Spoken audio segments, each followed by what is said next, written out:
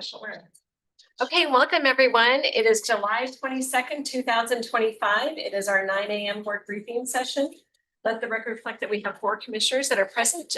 Commissioner Kearns and CUNY are in the conference room, and Commissioner Waldorf and Commissioner Jordan are on Zoom. So thank you all. We have a busy morning going, so we're going to go ahead and get started. So we're starting with Brian Arnold and Michelle McCollum from Avista. Good morning, and we had a last minute replacement. So this is Sam Helms. He is Okay, our sorry. Spokane Operations Manager. My name is Michelle McCollum, and I'm a Regional Business Manager serving Northeast Spokane. Basically everything outside of the city of Spokane and Spokane County and everything outside of the polls. So happy to be here. Thank you so much for letting us come in and give an update on the plan. I know we gave a full presentation last year, so I'm going to try to focus on the things that have changed. We are welcoming questions, but I believe this is a 20-minute presentation, so I think I'd suggest we hold them till the end if at all possible. Okay. I'm just going to jump right in. Yeah, no, go ahead. And then just so you know, we have the presentation on our computers as well as on the screen. Oh, excellent. It'll make it a lot easier with maps. So in 2020, Avista started implementing a wildfire resiliency plan. The point of the plan is to ensure that we are encouraging safety and preparedness for the communities we serve while preventing any risk of a utility sparked wildfire. Next slide, please. This is an overview of Avista's system that shows you the challenges we're up against. These are the higher risk to lower risk lines when we're looking at what is at risk of starting a utility spark wildfire that may have a high impact on human population. The key points on this slide are that the pink or purple, depending on how you see it, is going to be your highest risk, going all the way down, of course, to the green, which is going to be your lowest risk. One thing I do like to mention on this slide is that all lines by Avista are actually open to the opportunity to have a public safety power shutoff, which I'll be talking about in just a minute. Even those green lines, it just means that they're much more likely for it to happen there. Next slide, please. Now we're going to zoom in on Spokane County. This was a lot more fun yesterday in Lincoln County, a lot less purple and pink.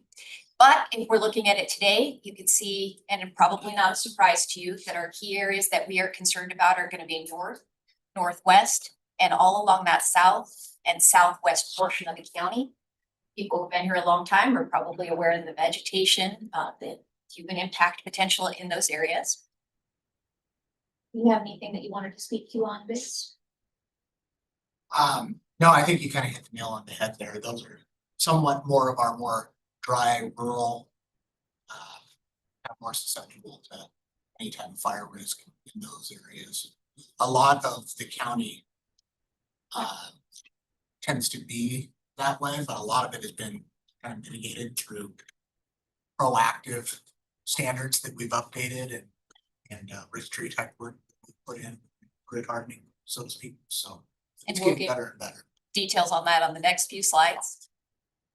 Next slide, perfect. So this is our 4-part plan that Sam is alluding to. So the first thing that we're looking at is going to be that grid hardening. So we're doing a shift where it's financially appropriate and where it's the highest risk to strategic undergrounding. So where it's appropriate, we're trying to move those lines underground if they're high risk. We are doing a wood to steel pole change out as we can and as appropriate.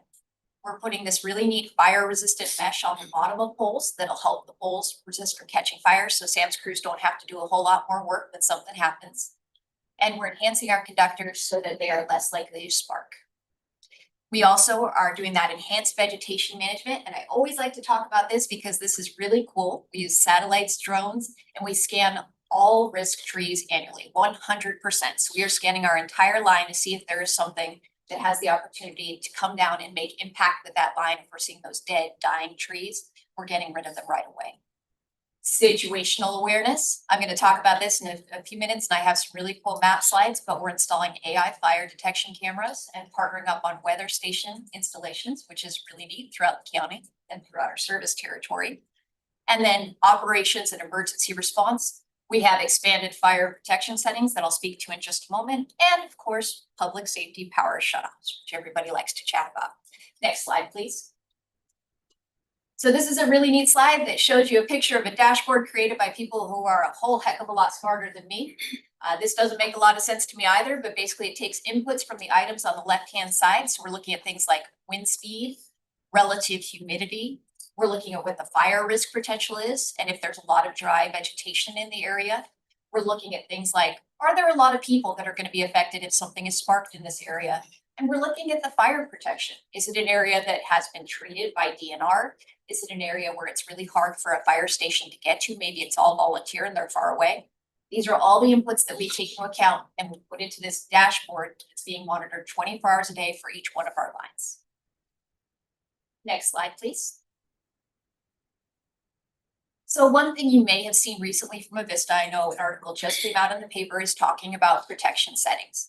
When we're in non-fire season, basically what happens is if a tree or a trampoline, whatever it might be, is to fly into the line, and let's say it bounces off, that line is going to attempt to reset 3 times. That's where you'll get what we call a blink. So you'll see that blink. That means the line did what it was supposed to do. Something contacted the line, bounced off, there was no damage, power started flowing again. If it catches and hangs there for a little bit, again, it's going to try to re-energize those 3 times. So we have a little bit more time to get power restored without having to send somebody out if there's no damage. When we go into fire safety mode, which we are in right now, there's only one attempt to automatically re-energize. And the reason for that is we don't want something to spark. So we're going to give it one shot to turn that power back on. We're hoping that trampoline hit the line, bounced off with no damage. But if it did not, if it contacted and got caught up in the line, even if it bounces off a little bit later, if when the line tries to re-energize, it cannot, you get that one blink and then the power is off until we've gone out and checked it. Now, extreme fire safety mode. Some of you may have received emails from me or seen notifications before about this. Extreme fire safety mode means that we're very concerned about it. One of those, for example, pink lines. And we have a situation where we have high winds, we have low relative humidity. A lot of times it'll coordinate with, although it's not the same as red flag weather. And so for a line, what we do is we dial up the protection settings, which means that there's no attempt to re-energize. So let's say that branch or that trampoline impacts the line. Even if it bounces right off, we do not want any sparks on that line. So what we're going to do is that line's going to automatically turn off and it will not turn back on until we have gotten eyes on it. That means drone, that means our guys out there, Sam's guys out there, they're going to be on ATVs, they're going to be in trucks. We have a lot of different tools in our tool belt, but we do need to control that entire segment of line. So we know that we're not going to turn it on while there's still a tree branch or something impacted in it that might cause a spark. Because of this, we like to say now in the summers, you can expect longer outages and you can expect more frequent outages. The reason for that is safety. Our primary job is to protect people and property. So if we are putting it into this mode, we have concerns and we don't want to cause something dramatic. And then, of course, we have public safety power shutoff, which I'll talk about in a moment. Public safety power shutoff is a tool of last resort in our toolbox. And the example I like to use of that is we put it into effect last year and we used it exactly once. So it is something that I can tell you everybody in Avista, up to the very highest folks, sit in a room together. And before we take a line and we decide to de-energize it of our own accord, we make sure that everybody is in agreement that we are protecting life and property and it has reached the level where we feel that that is necessary. The next slide I'm going to go to talks a little bit more about public safety power shutoffs. So the criteria from that dashboard is going to give us a notification that says, usually a few days out, that we are going to be having some sort of storm event coming in. High winds, we know that area has low relative humidity. If we're looking at an area that has dry vegetation and the storm is elevated to the point where we are very concerned about it, then we start reviewing through a PSPS procedure. Next slide, please. And that looks like this. If we think, I should say, Avista is committed to communicating before, during, and after a PSPS event. That is something that is extremely important to us. We want to make sure that people have time to pump water, to charge medical equipment and cell phones. We want to make sure there's as much preparation as possible. We monitor the dashboard 24 hours a day, and we would really like to get this notification out to you a few days in advance. That's the plan. We have weather. Weather changes, as we all know, very quickly. So I like to use the example while I'm talking through these slides of the PSPS we did call last year. At 6 o'clock in the morning on a Sunday, I got called into a meeting and we went into PSPS watch because there was a freak storm coming in that afternoon. And we were very concerned about one line and the possibility of a utility spark wildfire. A few hours later, we went into warning. And I should say on the watch mode, what we do is we notify all of our customers. So they're going to get robocalls, emails, text messages, and then I notify or my fellow regional business managers, my fellow account executives, we reach out and we notify large businesses, elected officials, the fire partners, all of our safety partners, because we want to make sure that people know that power may be off in an area so that they can start staging whatever they need to do. So we've gotten watch, we've sent out a whole bunch of notifications. Well, we went into warning. We said, you know, this afternoon, it really looks like we might have to call a PSPS. So we sent out another round of those emails, phone calls, messages, all the notifications we possibly can. We went into PSPS imminent, realized at about 2 o'clock that afternoon, we were going to be doing a PSPS. That's another round of messages, calls, notifications that went out. And at 2 o'clock PM, we did a PSPS outage alert to let everybody on that line know maybe they're not home, that the power is off.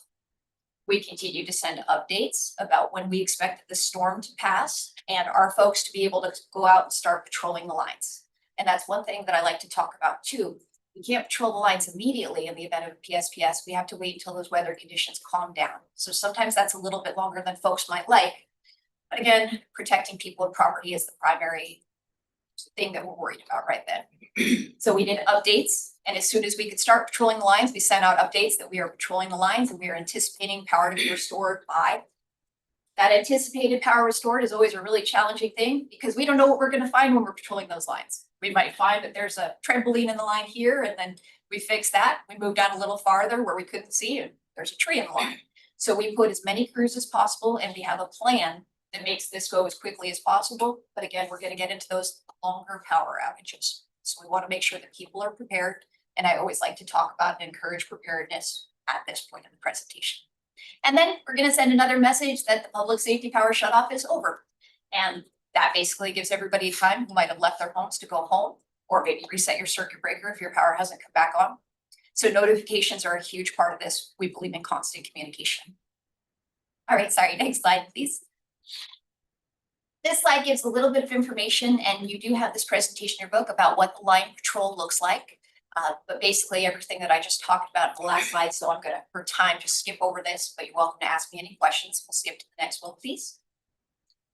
And this is why I'm here today. So community outreach. We've been doing community outreach for 5 years. We want to make sure that we are communicating with the right people and also that we have the right communication format for each person. So if you're somebody who should know that we are anticipating elevating our protection settings and or implementing a public PSPS in our area, please email me. My information is in the presentation and I am more than happy to help out and make sure that you are added to the correct list. Of course, I also answer any questions. The other main thing I really like to talk about at this part of the presentation is if you have some sort of resource where you can remind folks to please update your email and your phone number with the Vista, please do that. We can only send out notifications to people we have the right information for. We have a lot of folks here who've lived here for 20 years. They still have their old home phone number on file. They've used a cell phone for the last 10 years, and it's not going to be a whole a lot of help if we're sending those notifications to the right place. Where this is really important is we have our life support customers. Maybe you have somebody who's on oxygen. It's really important for somebody, if they need electrical equipment to maintain life, to contact Avista and get registered as such. We have things available, even a backup battery system that we can provide. So there are things that we can do to help. And it's also very important for us to know because we make special notification procedures for those folks to make sure that they know that something like PSPS is coming. All right, so again, encouraging that preparedness, I just want to speak to that as well. So updating your phone number and your email with the Vista, but also just making sure that you do have emergency water on hand, that devices are charged. We're in a season where the power could go off for any reason. It could be a windstorm that has nothing to do with us, and it might take a tree into the line. So please, anyone you know, encourage them to be ready. We are going to have power outages, unfortunately, no matter what. Mother Nature does what it does. And we want to make sure that everybody is in a good place if something were to happen or as good as they can be. Next slide, please. All right, so this is the fun part. Avista is installing between 50 to 100 weather stations throughout our territory. The reason this is especially cool this year is that some other weather area providers have maybe some reduced funding. And so these weather stations are really neat because they're going to be coming in to pick up the slack in certain areas. The weather stations give us wind, relative humidity, and temperature in specific areas so that we can make more educated decisions about what we're doing with our power lines, but they're also really helpful for other folks. And one thing that I'll forward after this meeting, our weather stations are still going in, but there's a really neat link where you can see all of the public weather stations throughout the area. And I'll forward that over because it's something that I think people really enjoy being able to look at when they're serving their area. Mountaintop cameras. We have or will have completed 10 mountaintop cameras. They're Pano AI fire detection cameras in our territory by the end of the year. These are really neat because what they do is they pick up smoke. I don't know if anybody's ever seen them before, and then it notifies the appropriate emergency partner, also our folks. We actually did have a situation where one of these helped to identify a fire a little bit earlier in the year, or perhaps it was the end of last year, but we're very excited about that. So we're hoping going forward, when you have those fires in remote areas, the sooner that smoke is reported to the right agency and the sooner they can get there, the more likely it is to be able to knock that down. Next slide, please. This is a map of AI cameras that are currently or will be in effect in our service territory. It includes both Vista and DNR and other resource cameras. But I thought it was kind of a neat map to bring along because you can kind of see where we're looking. And if you paid attention to that purple on the map in the beginning, you'll see that these areas sync up a bit. So we're really excited about this. Next slide, please. And this is a little bit older map of our weather stations, but this shows you where the initial installations are occurring. And when I share that link, again, it will share other weather stations, but these will be added as they come up and running. Next slide, please. And this is my fun slide. Those are goats. Fuels reduction program. So this is down in Malden. We work with local land managers to see where fuels reduction near our lines are going to be appropriate and what methods are appropriate. And we're open to looking at different things. I'm a big fan of goats and sheep because I think they're such a neat way to organically get rid of vegetation. So I always like to talk about this one, but we have a lot of different tools in our toolbox as well there. Next slide, please. Future plans for our partners. I'd just like to highlight this for our public safety partners. We are going to be rolling out an app, and that app is going to have mapping of life support customers and critical facilities, things like hospitals or water, so that it will enable us to work a little bit better with our public safety partners and also for them to get all of the alerts for the public, for the PSPS events, as well as elevated protection settings and other things that a Vista might be doing that they need to know about. Next slide, please. All right, questions, please. I have on the original slides that had the color coded, the green, the yellow, the pink. What are sort of the physical attributes of those different I assume, are the green ones your buried lines? Are your yellow ones above? Are your pink ones kind of your traditional old school wood poles that are just more or is it truly just based on the location that determines the tier level? It's based on all those numbers from the dashboard. So we're looking at things like, is there a lot of dry vegetation in that area? Is there a high human impact potential? What you're talking about with underground absolutely is taken into account. So if the area is underground, it's going to be green. You saw the center of Spokane was nice and green. Yeah. We're looking at, is there a lot of vegetation near it? So if there's a windstorm or a tree branch is going to fly into it. We're looking at historic outage data. Has this line had a lot of impacts which have caused outages in the past? Okay. We're looking at a lot of different things that all go into that dashboard for those lines. Thank you. Commissioner Jordan. Well, thanks for the information. That's really helpful. My main question was people on home oxygen, kind of the medically vulnerable group you talked about. So it's good to know that there may be backup battery resources or other things like that available. So you talked about special notification for those types of folks. Can you just say a little bit more about what that looks like? We actually have a CARES team, and our CARES team, their focus is completely on those medically vulnerable customers. So if they're registered as medically vulnerable, we are going to, let's say we have a PSPS that we believe is going to happen. We're going to continue to make phone calls until we contact that medically vulnerable customer. And if we can't reach them, we also have the ability to contact our emergency partners and have them do a check on them. We want to make sure that the people who are at home with home oxygen aren't caught without a charge tank. So I assume there's a page on your website to register as medically vulnerable. That is absolutely correct. And they can also give a call to our customer service. Thank you so much. And so you spoke earlier about Stevens County with having the Spokane Lake fire just recently. How did that work? Was that your service territory? Was that a different one or? Lake Spokane is my service or our service territory, but also specifically mine. So yes, I've been in constant contact with their emergency manager and also the fire chief for that area, trying to make sure that we can provide any sort of support for the shelter that they opened up. And then our team that's out there, it's out of our Davenport office. And they were fantastic. They were immediately on site. And what they have to do in those types of instances is they may have to proactively turn off power or change where the power is flowing in order to provide safety for our firefighters and our officials that are out there as well. So we work very closely in the event of something like that. And did you have to go into a power shutdown for that area? It wasn't this type of situation that we're talking about right now. In the fire, when there's a large fire, and actually, Sam, you might be better equipped to speak to this. Yeah. For that instance that she was talking about, that was more of it was, of course, a safety approach, but there was damage on a line. We weren't actually in parameters for a PSPS type event.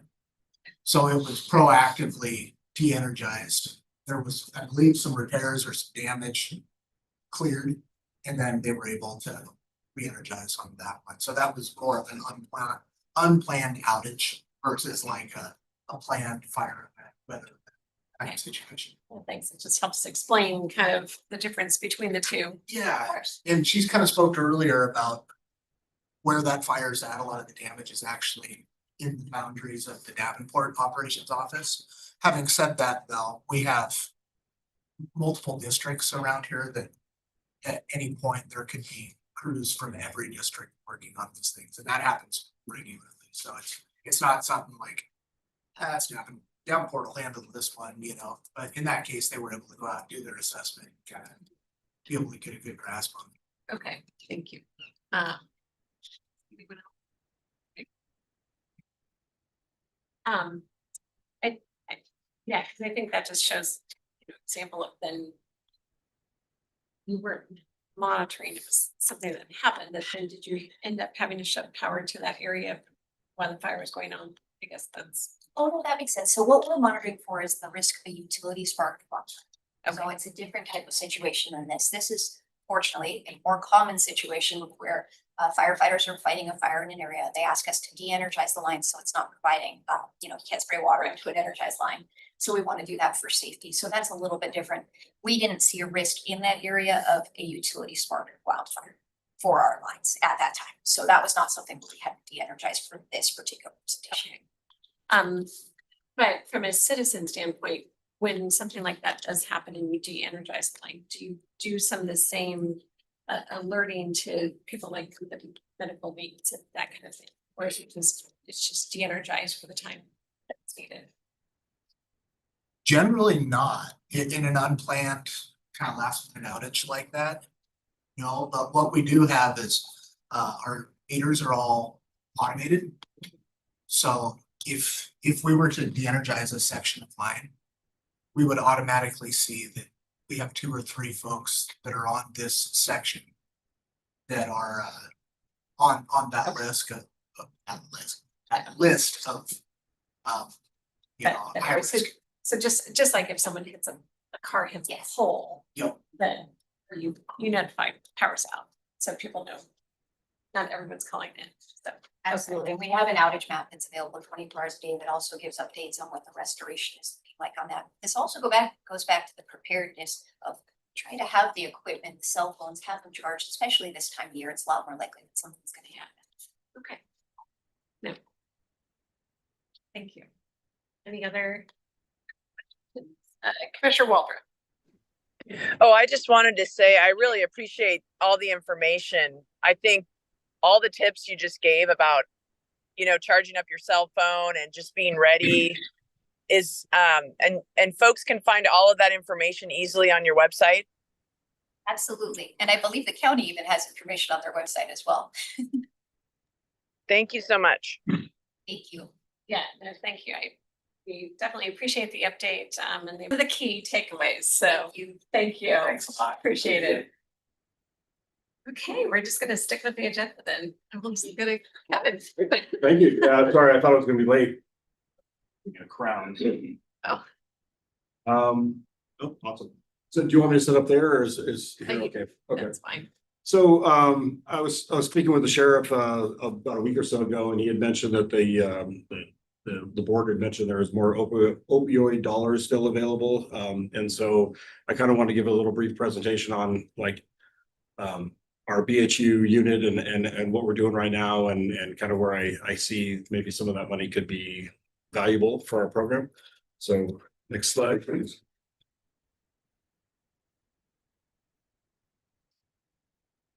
Yeah, that's fine. So the current staffing, so right now we have two designated oh, this is actually backwards. So they changed it on me that we were supposed to have two designated unincorporated BHU co-responder units and then one in the Valley, but the Valley decided to keep theirs. So we have, so this changed right after I submitted this presentation, but so technically, so right now there are two Valley BHU co-responder units and one unincorporated. And so they're going to kind of, they're going to operate as a cohesive team. They're not just going to be, restricted by the boundaries of the Valley or the unincorporated areas. But we pulled, since we lost the funding from WASPIC, we pulled one from patrol for downtown so we can maintain it with downtown. And then of course, like I said, the Valley kept them too. And the one they haven't fully committed to keeping, but they're on the path to keeping it. So I'm hopeful that they're going to fund that one. We did receive a grant for our subcontractor for Frontier Behavioral Health. So we have 3 full-time clinicians that work with the 3 deputies. And then we have a part-time clinician, and she's a supervisor and a clinician. So she kind of does both things. So we have the opportunity to add a fourth member to the unit and then have a clinician right with them as well. So next slide, please. These are just some stats, just kind of to show you the effectiveness of the program. And I know you've seen these before. They're July to June because that's the grant cycle. And so that's kind of how we capture the stats, and it's just easier to put them that way instead of reorganize them. Last year, the last grant cycle, you can see it's kind of a mix. I mean, it's pretty even between the unincorporated and the Valley. There was 2,300 calls in downtown, and there was 2,300 some odd calls in the Valley, with a total of 4,675.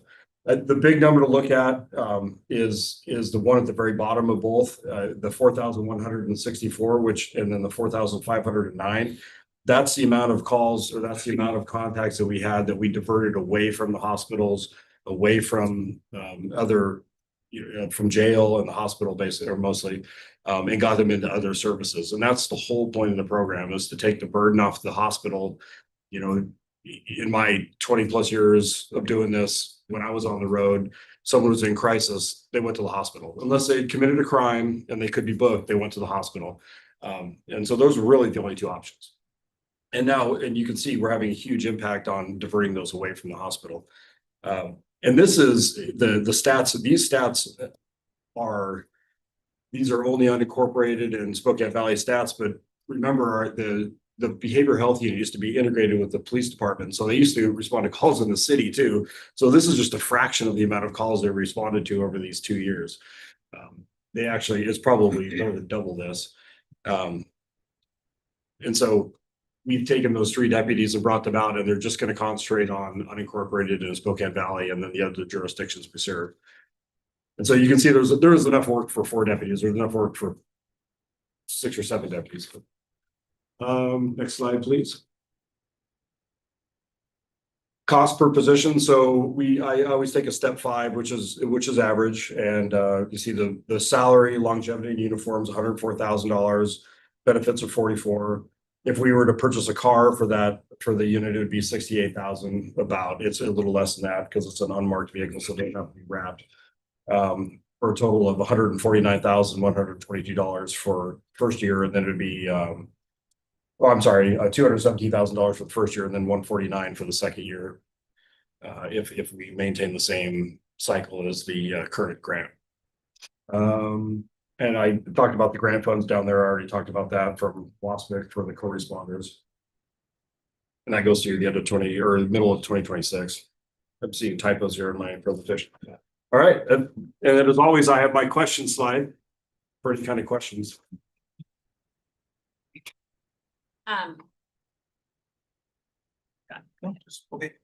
Couple questions, Kevin, on the grant funds is so the cost for sheriff's department would be 217, just the one position for unincorporated. Yes. Value would cover their own. And then would a funding request also include the co-responder? No, that is covered through the WASPIC grant. WASPA grant, okay. And then there's an existing position right now for this, right? That's still on board. So do they already have a vehicle? Is there a need to purchase their vehicle? No, they have vehicles that were purchased a couple years ago, not with grant funds.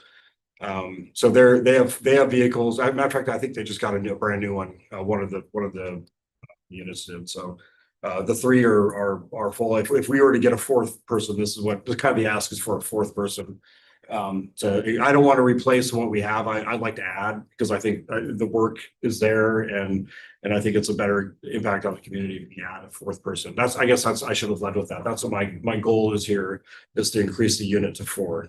Okay, so the WASPIC grant, how long does that run? The remaining funds to cover, this is an additional one for the opioids. And then would you expect once the WASPIC grant's over, a request by the board to utilize additional opioid funds for the position that would no longer be funded by the WASPIC? No, the goal, so the WASPIC grant is 2 years, and so it just July 1st is the beginning of the 2 years. So we have 2 years from now essentially, and they only fund co-responders at this time. They will not fund law enforcement, and so my goal is to reapply in a year and a half and continue those funds for our co-responder program while maintaining the deputy positions on our end. And so that's one of the knockdowns of our grant, our application was that we were focused too much on law enforcement, and they didn't want to fund law enforcement this cycle because they had fewer grant funds and they had more applicants, and they wanted to spread it around more. So they were focusing on the clinician side. So when does the funding run out for the deputy side of the code of play? Well, it's in general, it's our part of our budget. We just pulled it out of patrol. So we're paying for that out of our budget. So it's already Yes. gone away. Yeah. Watch you get a spire right here. Nice shot. So then the request is, Rude meeting. so the request would be 217 up front for the first year, and then since the vehicle would be purchased, it would go down to about 150 or so 150, yeah. going forward on an annual basis. Okay. And I'd ask for the money for the next 2 years just to match the grant cycle. And then if we were awarded the funds for the co-responders, if there's more money available, I'd come back and have. This is all of you. Yes. We just got a new settlement. Yep, we're waiting, we don't know the dollar amounts yet, but there is another tranche of settlements that we've been informed a week or two ago that the county will be receiving over some period of time. And I would like, if the board sees fit to award, to divert the money for this, it's impossible to tell how many of these calls are opioid related, but because the deputies respond and the person is going through a crisis, likely involving alcohol, drugs and everything, but there's no way to know specifically which drug it is, because the only way we get those results are if something bad happens or there's a warrant and we do a tox test and those results come back later. So it's impossible to know how many of these calls are opioid related. I can tell you that a lot of them are though, because it's a prevailing problem out there on the streets. And most people in crisis are probably under the influence of some sort of drug, likely an opioid. So And it doesn't have to be used specifically for that. I mean, it's the gamut because any of those situations can lead to that. sure. So it's. Yeah, I just, I firmly believe that that's I mean, I could tell you 15 or 5 years ago when I was on the road, we didn't have 4,500 calls a year for crisis calls. It has gone, it has spiked, it has gone up. So it's a big issue. I think our initial look at this is it would likely be an eligible use of the opioid funds with some of the first responder categories that are in there. So yeah, I Yeah. don't think there would be an issue if the board wanted to prioritize that. And to be clear, what I would do is right now, with our presentation, yes, we have 257 FTE or positions. What I would like to do is add another position in pink. I don't want to, I don't want to fund a patrol position and move them out of patrol because No. we need them in patrol as well.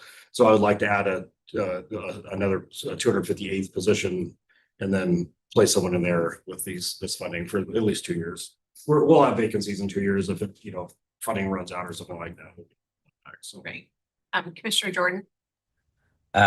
Just wanted to clarify there's been a recent change, I believe, to have the co-deployed team be no longer in a kind of joint partnership with the city. Is that correct? Yes. So the numbers of calls, obviously there's a lot of them. Do those numbers reflect that partnership with the city of kind of coverage of calls in the city as well? The pivot tables that were sent to me, we only use unincorporated and Spokane Valley calls. So Okay. these calls do not count the city calls. Okay. Well, and I was only asking for curiosity. I know that the need is there regardless of, how you look at the scope of that work. And so personally, I'd be supportive of this as a use for opioid funds, assuming it's eligible, which it sounds like it likely is. I think it's been very effective, like you said, at getting the right response out to people in crisis and diverting them away from those other places into hopefully better pathways. So I think it's a good thing. I would appreciate, just for kind of our team, if we have kind of the latest dollar amounts that we're expecting on the opioid funds and just kind of a list of the investments that we've made so far. I know it's hard to tell sometimes, but I think it'd be good to kind of see that laid out in as clear a manner as we can. But I think this is a good idea and we should support it. And I'll point out one other thing. I didn't bring those stats, but when I did my grant application for WASPIC, part of my justification for pulling away from the city were what I call the unanswered calls, or the calls that were just when a BHU unit wasn't available, went back to patrol, and there were thousands of them over the life of the grant, or last grant, thousands of calls that just went back to patrol because we didn't have someone available because they were in the city of Spokane or they were doing something else. So there's a lot more work out there for them to do. Yeah, and by separating it, so the city of Spokane is doing their. They are doing their own program. So, Yeah. so it's not that the program ceased to exist because we just separated. It's just that you both are doing your own grant proposals. When this first started, a partnership made sense because we didn't know, what we'd be doing, but it is spun wildly out of control about, the crisis calls. And we needed to pull back and we need to concentrate on our jurisdiction. And they're doing the same thing. They're maintaining the same program they had, just without the deputies. So no, I think it's a valid use. I think for me, it's like trying to, how do we go upstream? And how do we keep people out of crisis? So I think I'd like to see kind of what the funds that we have given, on the drug analyst, what that's helping with. Sure. We and- can get a report on that. And is that, I guess one of my things is, again, continue to look somewhat upstream, because if we don't look upstream, we're just spending money, going to continue to spend money. So is that enough upstream as well?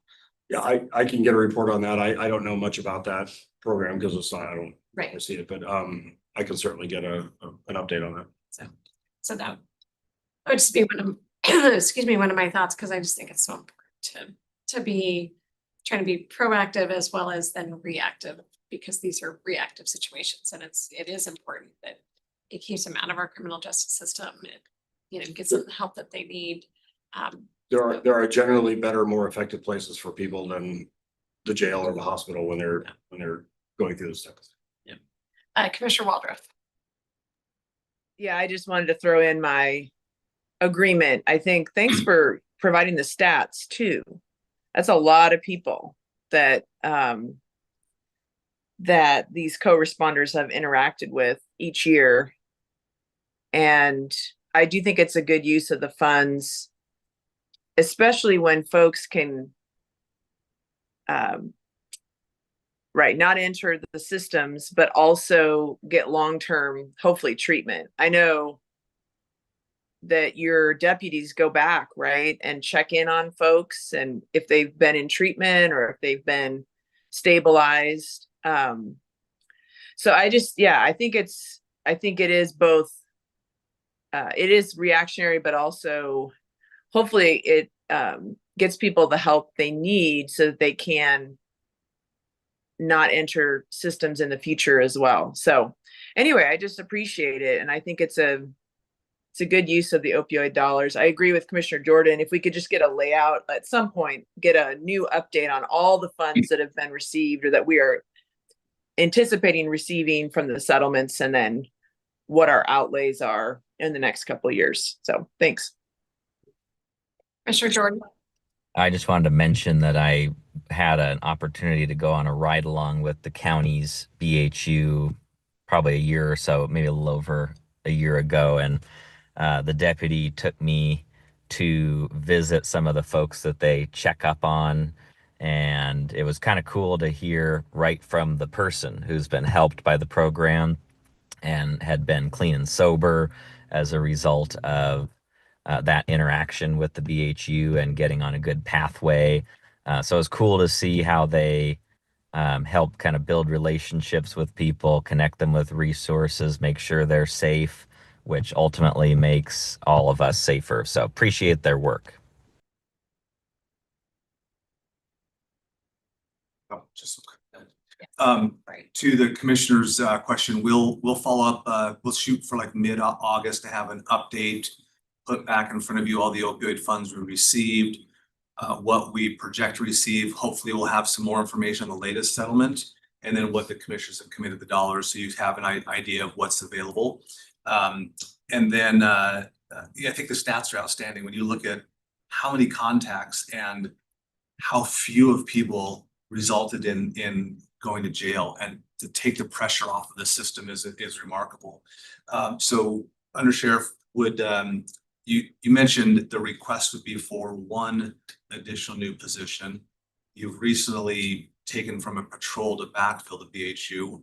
Would it be a desire, if there are funds available and the commissioners are willing, can find a way to support it, to not take one out of patrol, return that one to patrol, and have two funded positions for the BHUs? Absolutely. Okay.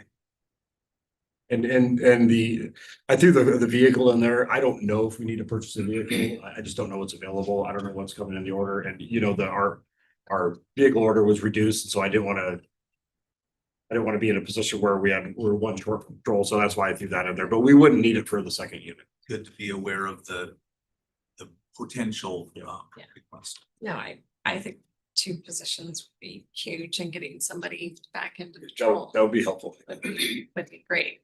Knowing how far down we are patrol and that incorporated. I guess, you know, I mean, I don't know, it's hard to know because we don't know how much the funds are, but it seems like I think we have these available. I think we do too. I just wanted to raise the question, if funds are available. I just don't want to would wait that another be a- month. Yeah. Oh, I see what you're saying. It's like, I'd rather try to get, because this is now ended. They're making their adjustment because it was the grant ended the end of June. Sure. So now they're trying to adjust, and as we know, it takes a while to hire as well. Yes. I- So, We do have someone earmarked and in mind to fill the role, so we know which deputy it would be, but they'd be coming out of patrol and leaving a whole. Yeah. so, What would your preference be that we do? How to address? I know. There might be a way, I know it may not, My gut is that we have enough money to do it. I'm not concerned at all about that. Okay. Yes. So if we have enough money, if we think we have enough money to do it, I'd rather just say, let's move forward. We can come back and, I mean, it's. Isn't it budget adjustment that we have to do? I mean, that can take the month to do, I think that but, would, but that allows you the opportunity to say, it's probably gonna happen. yeah, I believe what we would do is simply, well, once we review the numbers, the commissioners make a formal priority of the use of opioid funds. And then, yes, we would do a quarterly budget adjustment to reflect that. We're applying opioid dollars as opposed to sheriff department Yes. wages to it. Yeah. And that could come in the third quarter. Then that would allow you to start the process, because I know the process takes a long time, so I hate to wait another month to even start. Like I said, the good thing is the last deputy we hired, we held interviews and everything, and so I have somebody on the list ready to go. It's just a matter of moving them. So we could get it going pretty quickly, if we knew. My only concern would be backfilling. So we can get it going as quickly as like backfilling. Right, Yeah. which could take a little bit, which is why Good. I'd rather just say, start the process. I think the money's there. I think we're all in agreement and we can formalize it as with budget. And for the rest of this year, of course, it'd be half. I mean, you weren't looking at half the dollars or less than half. Yeah. Yeah, if the commissioners want to give And I would look a at go ahead, cars. we'll work I would look at backwards cars. and figure out all the financial stuff. And I would put the cars in it, so it's just this is the opioid dollars we're spending for the behavioral health units. Okay. Would you like me to start working on it that way? Absolutely.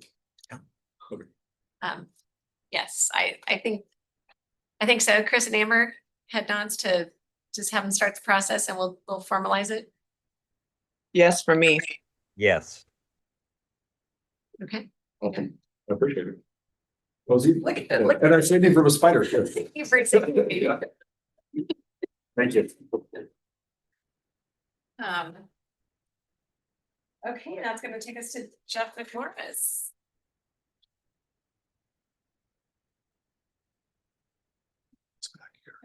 Yeah, it's a good use of dollars. Show data, how Yeah, effective it is. well, and we're spending all this money on this stabilization and all of that. And so it just all works together into that. Okay, good morning. Morning. Well, you email these to Yes. Commissioners Jordan and Waldrop.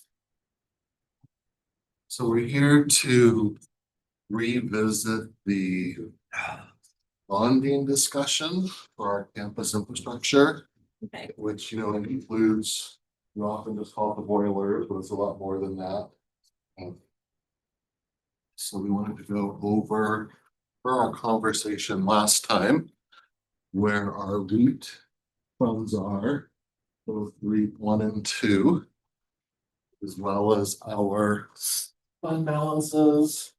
And on your read ahead on the packet, if you look at page 28 in the packet, you will see from Northwest Municipal Advisors some options around bonding. There's both a 15 and 20 year at the 35 million level and a 15 and 20 year at the 25 million level, just to kind of give you some things. Of course, we can do some of the other numbers, but that gives you kind of a bit of perspective.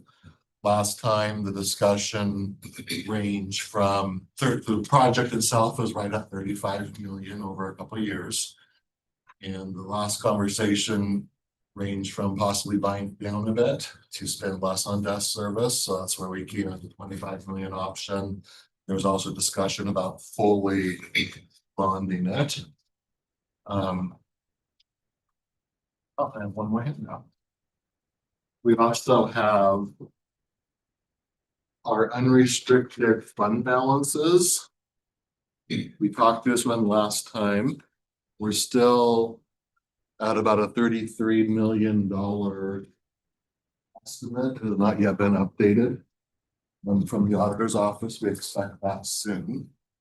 The line that's highlighted in yellow, when we had our risk liability conversation, you guys as a board did make a decision to increase the liability account by 4 million and do it from fund balance instead of charging each department to help them with their 2026 budgets, take a little bit of expense out of their budgets. So we're, more 2930 at this point.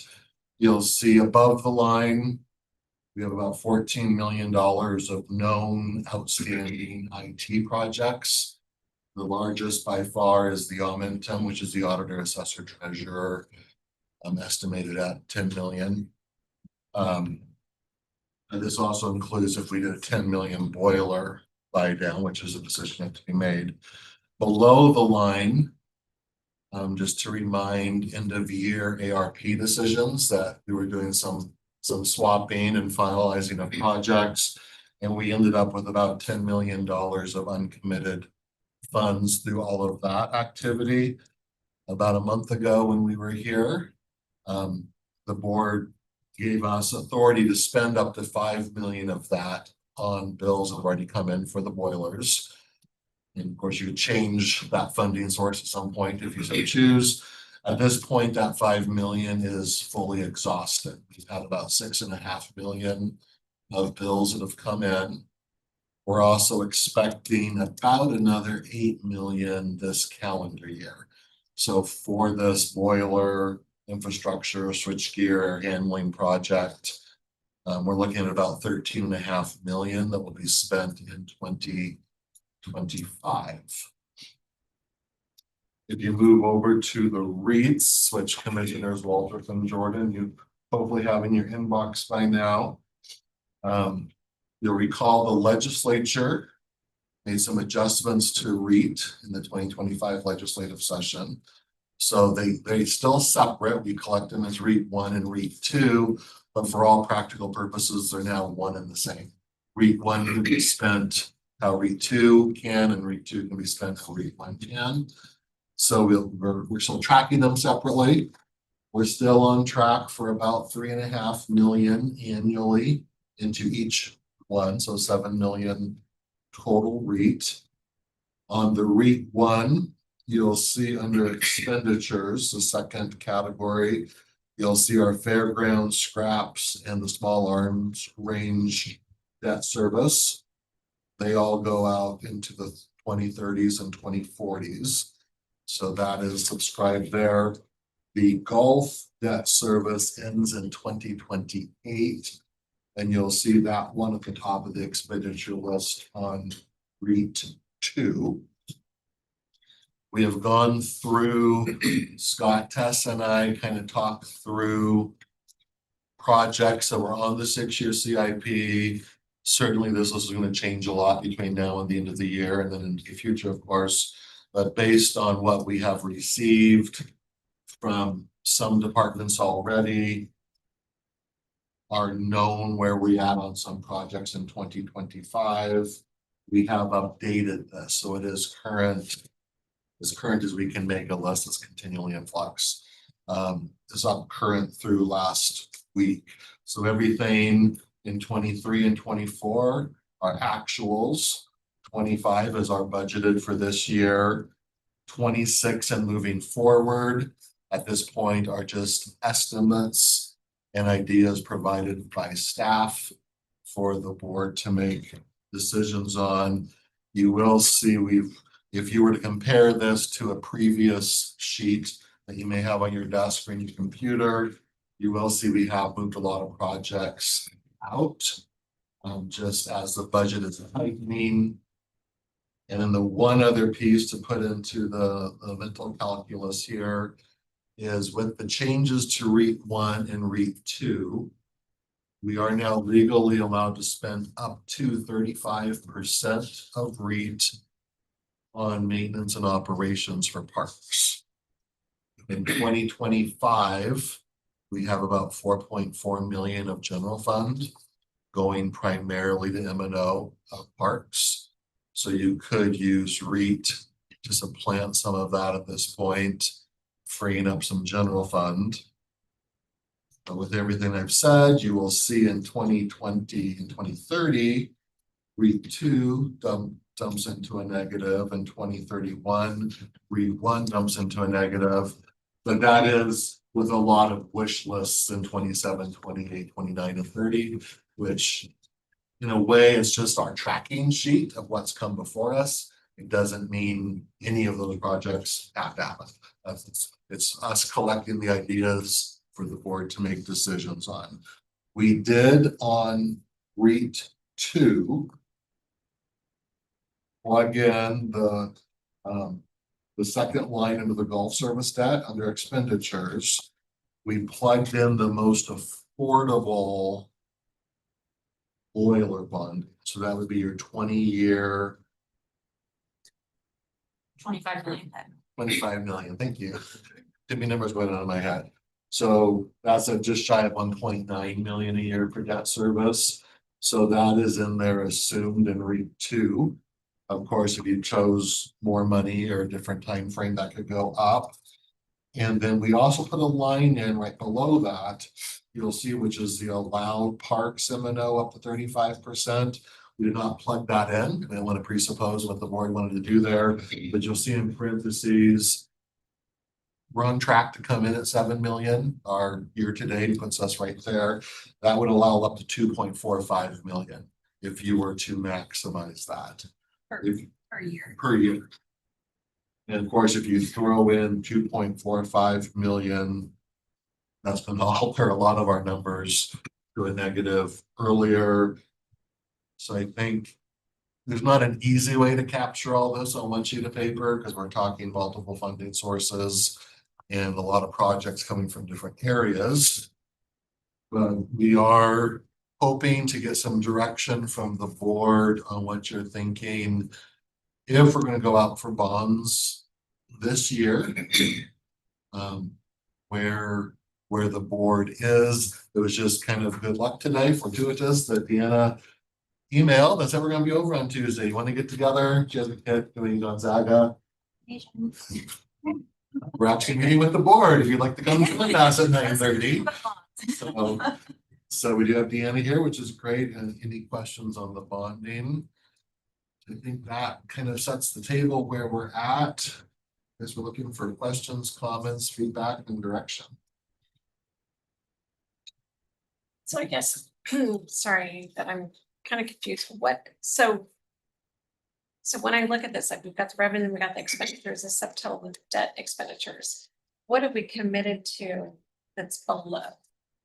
Only up through 25. So the column that's titled 2025 budget, your Okay. third column over, Right, so that that's, is the only so thing we've that's committed to this point. correct. Yeah, so as the commissioners are aware, every year we revise and you Right. adopt the 6-year CIP.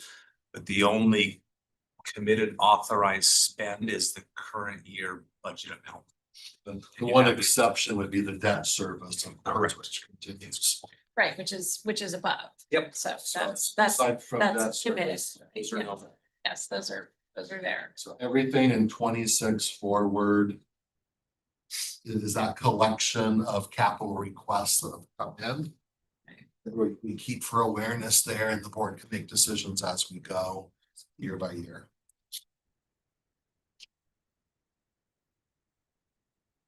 And you'll see on the colored one pager with the green and yellow, because of the 5 million that we have spent at this point, it could be reimbursed with bonding. As Deanna told us last time, you only have about 18 months. You could back pay some bills who weren't paid.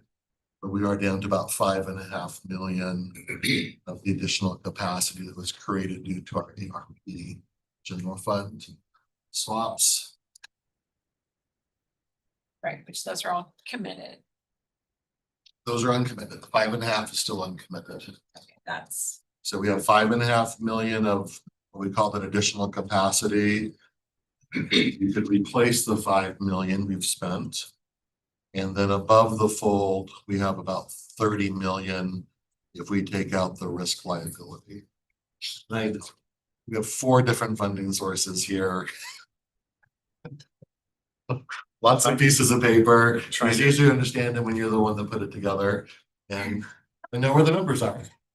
Trying to give the board as much of a comprehensive overview as available funds for you to consider in the decision-making process. And this is the unrestricted fund balance. I mentioned it on our meeting with the elected official department head meetings is, you know, there are a lot of, set aside the 35 million, there are additional upcoming needs that have been identified for capital one-time investments in our county. Tessa just reminded me going forward, once this energy project is complete, we are expecting significant energy savings going forward, which could also help offset the debt service payment. I think it was in the 40% of our possible debt service. We're Maybe it's about $500,000. Yeah, $500,000. So not that much, 500,000 a year, okay, and growing. I believe we're gonna start in the $500,000 a year, projected savings at about $500,000 a year. So roughly, depending where you chose, 25% down to 20%-ish. And I think I believe it's fair to say that those are not just WAGs, those are pretty solid estimates based on the work that our energy program consultant and the audit that was done, the energy audit that was done. So I think we should feel pretty confident in those numbers.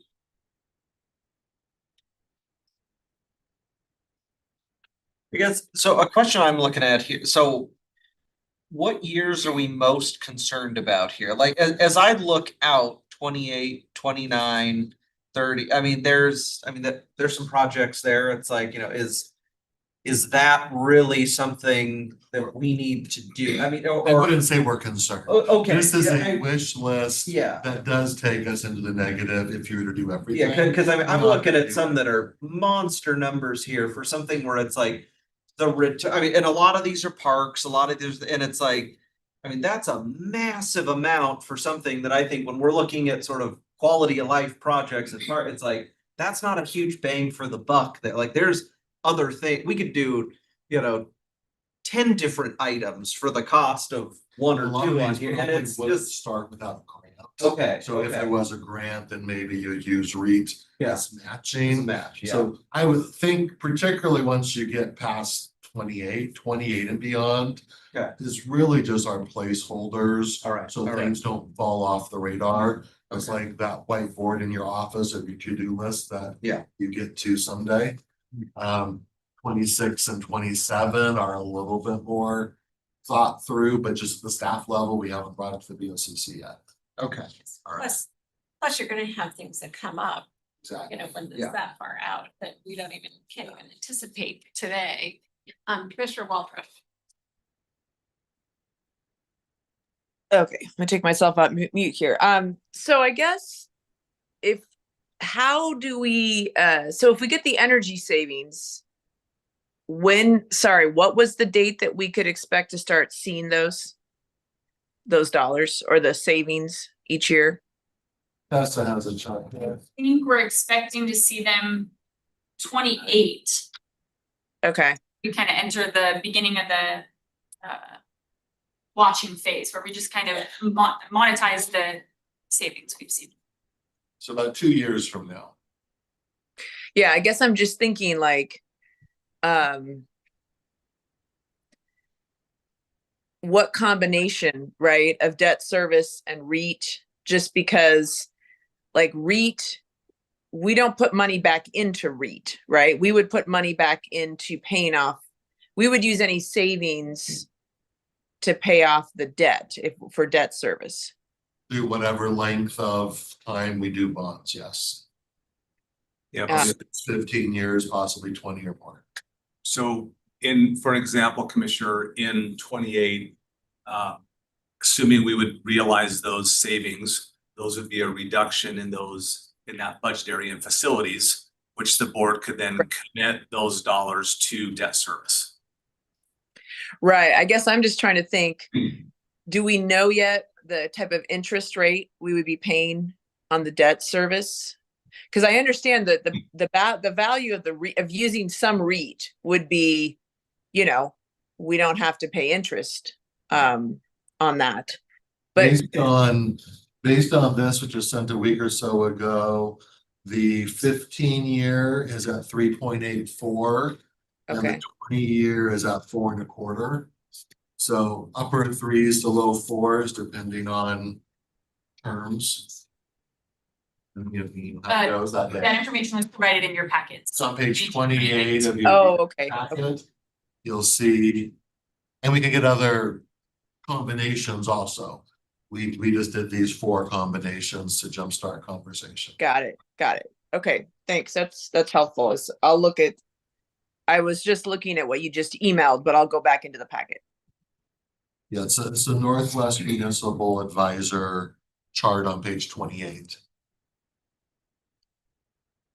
So basically, if we bond it, it's gonna take up a lot of our REIT one, and we'll fill up the capacity. True, yes. Yeah. So, Whichever one you choose. yeah, whichever. And at this point, I think of REIT 1 and REIT 2 almost together, since they can now both be used for either. Yes. But yes, at the most expensive, it's gonna be almost half of our annual 7 million REIT. Right. And I think I'd rather look at if we get these energy savings, which, I mean, it's not guaranteed.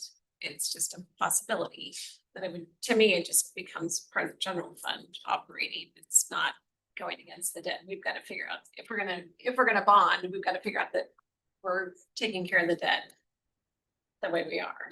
That'd be a cherry on top when it's nice.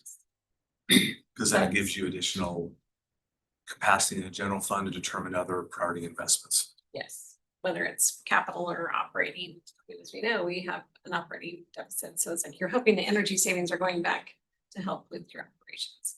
I mean, in my mind, I mean, I think I'm feeling like we just need to bond it. I mean, seeing the fund balance and all the things that we do have to do. You know, it's just, I hate to. I'd rather have it come out of REIT and hope that rates change and there's gonna be more REIT in the future. I think, you know, as Commissioner Kern said, we have done a lot for parks over the last, 5 years or 8 years since I've been here. Because we were able to use REIT too and capitalize on grants, opportunities and all of that. But I think, we've got to start to take care of what we can't afford right now. As we just had that meeting yesterday saying we're 20 million this year projected or for next year and up to 70 million. 5 years out. Yeah. Yes. And I just hate to have our fund balance go down to nothing. So I'm concerned and I'd rather have it, since we know we have the ability to use REIT and take it out of REIT, I'd rather have it. So when you say all of it, all 35 million or Well, that's- 30 million minus the 5 we've already spent? It'd probably be the 30 million minus the 5 we've already spent. But I mean, I think that's where I'd rather be. So we can show that we use some of it out of our fund balance, but I'd rather just have it out of REIT and have those funds. I mean, it's just like your family, when you're planning your family stuff, it's like you don't want to take your cash down to zero. And I just hate to feel like we have no funds. I mean, I look at some of these jail costs that are gonna be coming up, which. You know, Just some big numbers. there's some big numbers and we don't have anything set for the future for that. I mean, even if we pass the measure next year, I mean, that's 2 years away. And none of it's guaranteed. And so we have to look at today as what is guaranteed. What can we do based on the dollars we have in hand, not based on what we'd like, hope to have on hand. I don't know. That's the way I look at it. And Commissioner Waldron? Yeah, I hear what you're saying, Madam Chair. I do. So you were saying you'd rather take it out of REIT. And then we could use, as we decide what capital projects that we're going to be spending money on over the next, out years. You're saying that we could use fund balance for some of those then, if, and kind of choose as you go along, rather than commit the fund balance for the next like 20 years, right? A certain dollar amount. Yeah, because this would take, I mean, based on what we know, we would be taking our fund balance down to $1 million. If we Yeah, did- no, I don't That think doesn't that's, include 10 million to boilers. Right, So no, if which, we- if we right, bond so that's what that- I'm trying to bond that $10 million, which gives us, if we do these projects, which have to happen, I mean, there's these IT projects, I mean, it's like, we don't have, I kind of look at, we've got these IT projects and we've got the boiler project, and then we've got, we're gonna have these future jail projects that, I mean, just eat up money. right. I think like as long as we keep ourselves, whatever the option is, it gives us the most flexibility as we go forward with making decisions as we need to on these other capital. I'm just trying to weigh, we have the other capital projects. We know we have this huge infrastructure upgrade project. What gives us the most flexibility as we move forward? And what you're saying is using REIT for the infrastructure project, you think gives us more flexibility to use reserves basically for other things. Yes. And then I just looked at the packet. So the 25 million over, that assumes the other 10 million that we've already put into the project. Is that correct? We put 5 in, so that was assuming a 10 million buy down. And right now, what we're discussing, or Commissioner CUNY kind of reference, was a 5 million buy down. We have to 5 million in, so it'd be bonding the rest. so bond Okay. approximately 30 million, and I'm just using, if you look at the schedule that Right. financial advisor put together, and assuming with 20 years, it'd probably be in the 2-3 Right. range. 2 range annual debt service. Right. Kind of in between the $2 amounts Yep. here. Okay. And what's the useful life of these boilers? I mean, I don't want to bond beyond the useful life.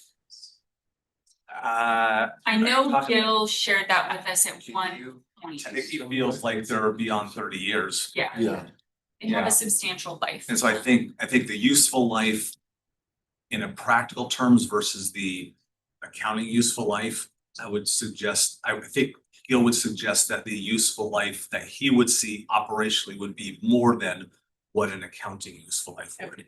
So And I only ask the question, I just want to make sure that we're not bonding beyond what that is. So as long as it's out there. stay off the kingdom after you blow it. So, I mean, Would anybody have said our current boilers this long? Useful life? those are 40 years. We're good And with that.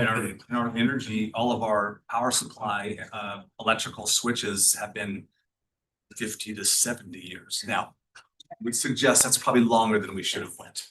well, and does this include those other? Yes, people? this includes All of the it. air handling, the electrical switches, the full meal deal. So It says boilers. that's just my shorthand. Okay, I So can include confirm all with the- Gil, that is the full package okay. of all the other pieces. Think entire county campus infrastructure upgrades are that 35 million.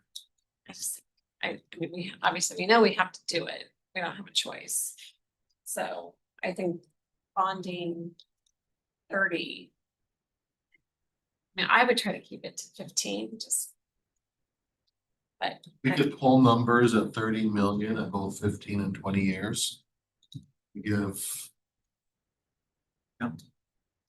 It gives us good direction. You're helping us kind of narrow in on where you want us to look, and we can update the REIT schedule. And I've already been talking with Doug and preparing him for focusing more on a maintenance go forward look only, and not additional continued capital investments in our parks. So his team's already looking at that, already thinking about that. And then the commissioners have the ability, if you want him to pursue grants for certain projects beyond maintenance, he can do that, and you can make choices there. But this at least gives more of a look at what are the commitments that are in front of the commissioners today in terms of existing debt service. Then you have choices. If we decisions to bond against the campus infrastructure, then we'll have an ability to look at what additional capacity there is for you all to make your decisions on where you want to invest at. And even on like we call them campus remodels on here. The 3-3 is part of our Monroe Court building, part of the move of District Court over to out of the Broadway Center building over to the public safety building. So probably year 1 or 25 and 26 are more not certain, but real. The 2 million, the 1 million on out are just placeholders again. There's no identified projects with those. is everybody comfortable with kind of trying to move forward with the 30 million with some different year dates? I'm comfortable with moving forward. I'd like to see what those specific numbers are, but I'm comfortable with you guys moving forward, essentially. Assuming that. Get those I numbers think and that's come what back. we'll probably land on. Commissioners Waldrop or Jordan, do I have a third? Commissioner Jordan. I'll be number 3. I think that makes good sense to try to think about the repayment in terms of keeping maximum flexibility on the funds that we do have available for capital projects. So I agree with Commissioner Kearns. I'd like to kind of see the final options and package laid out clearly, because it's a big decision, and I know we'll do that. And then I know, Gil at one point projected that relative to our status quo boilers, the upgrades will ultimately save us in terms of maintenance and some of the workforce around keeping those boilers up. So I think we'll look forward to seeing some reduced pressure on our general fund over time as well. But we still have to figure out a way to pay for it. And I think that makes the most sense to try to keep our cash flexible. That is another piece I'd forgotten. Gil will not need as much staff because the modern equipment doesn't require a 24/7 basis. Which again, just allows items to go back into the general fund for operations. So we will then come back after the summer recess, that's the next meeting, with the 30 million, 15 and 20-year options for you guys to look at and then get a final decision. We'll start. Yeah. And if you could kind of put the timing of what this bond sale would look like as to what the timeline we would need to do to make that happen. Helen, is that? Maybe about a couple of months, 2 to 3 months usually for a public sale. Yeah. And Northwest Municipal Advisors can put together a schedule, we can build in the resolution and the process.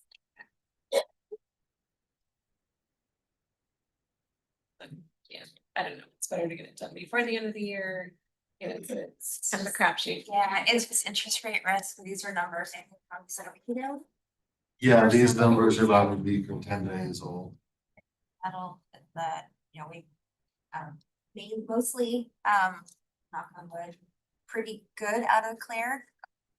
For federal movement, still have some budget concerns, of course, how things are being funded, but at least the law's been adopted. But it tends to be elections Yes. in November tend to make the interest numbers a little more nervous. So that's why I guess I'm trying to figure out what our timeline would be, because I don't want to. I mean, again, it's like it could be better before or Yeah. better after the November elections, but Well, we know the market's getting down. So Yeah. Look at a schedule now. and that's what concerns me. For 3 to 4 months out, Exactly. we're right there. Yeah. Any update on federal law changes for municipal bonds? Yeah, the federal tax reform legislation was adopted, that bill was adopted, and there was no cuts to tax exempt financing. There was actually a couple provisions in there that are beneficial for tax exempt financing, some with tax credits and also some with provisions for energy types of bonds, but nothing that would really impact from a pure governmental tax exempt financing standpoint. So bonds were left unscathed, which is really, really terrific news. Yeah, that's the best outcome we could have been in from a tax exempt financing standpoint. There's of course still some, I think it's anxiety around how some of the federal how things are being paid for at the end of the day. But as of right now, the tax code remains unchanged as it impacts tax exempt financing. So that's good news. And these would be just ensuring. And suggestion with, along with Deanna, maybe we have Scott Bauer for that meeting as well, so we can talk about some of the options and the interest rate, some of his projections. Yeah, That's not exactly. Yeah. Just not- yeah. But yeah.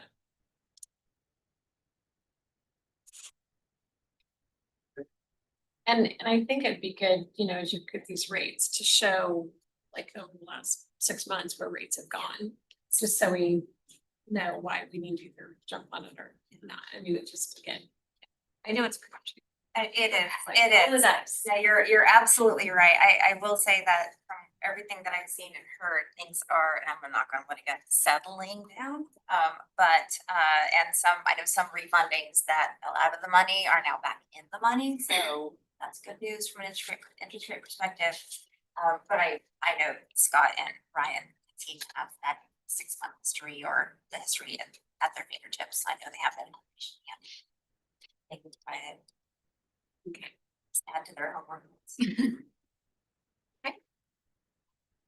Okay, we'll be back in August. Yeah.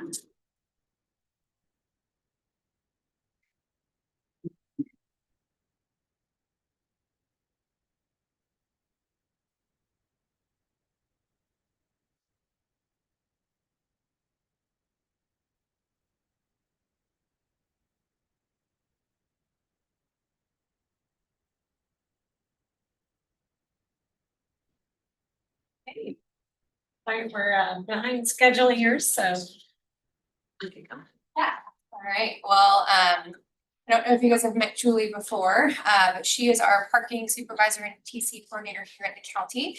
And she is kind of the one woman show when it comes to most things parking at the campus. And so she's here with me today to help answer any questions that might come through this presentation. So we are here today to talk about the revising the Spokane County Parking Code and then looking at contracting with a new vendor moving forward for our public parking. Next slide, please.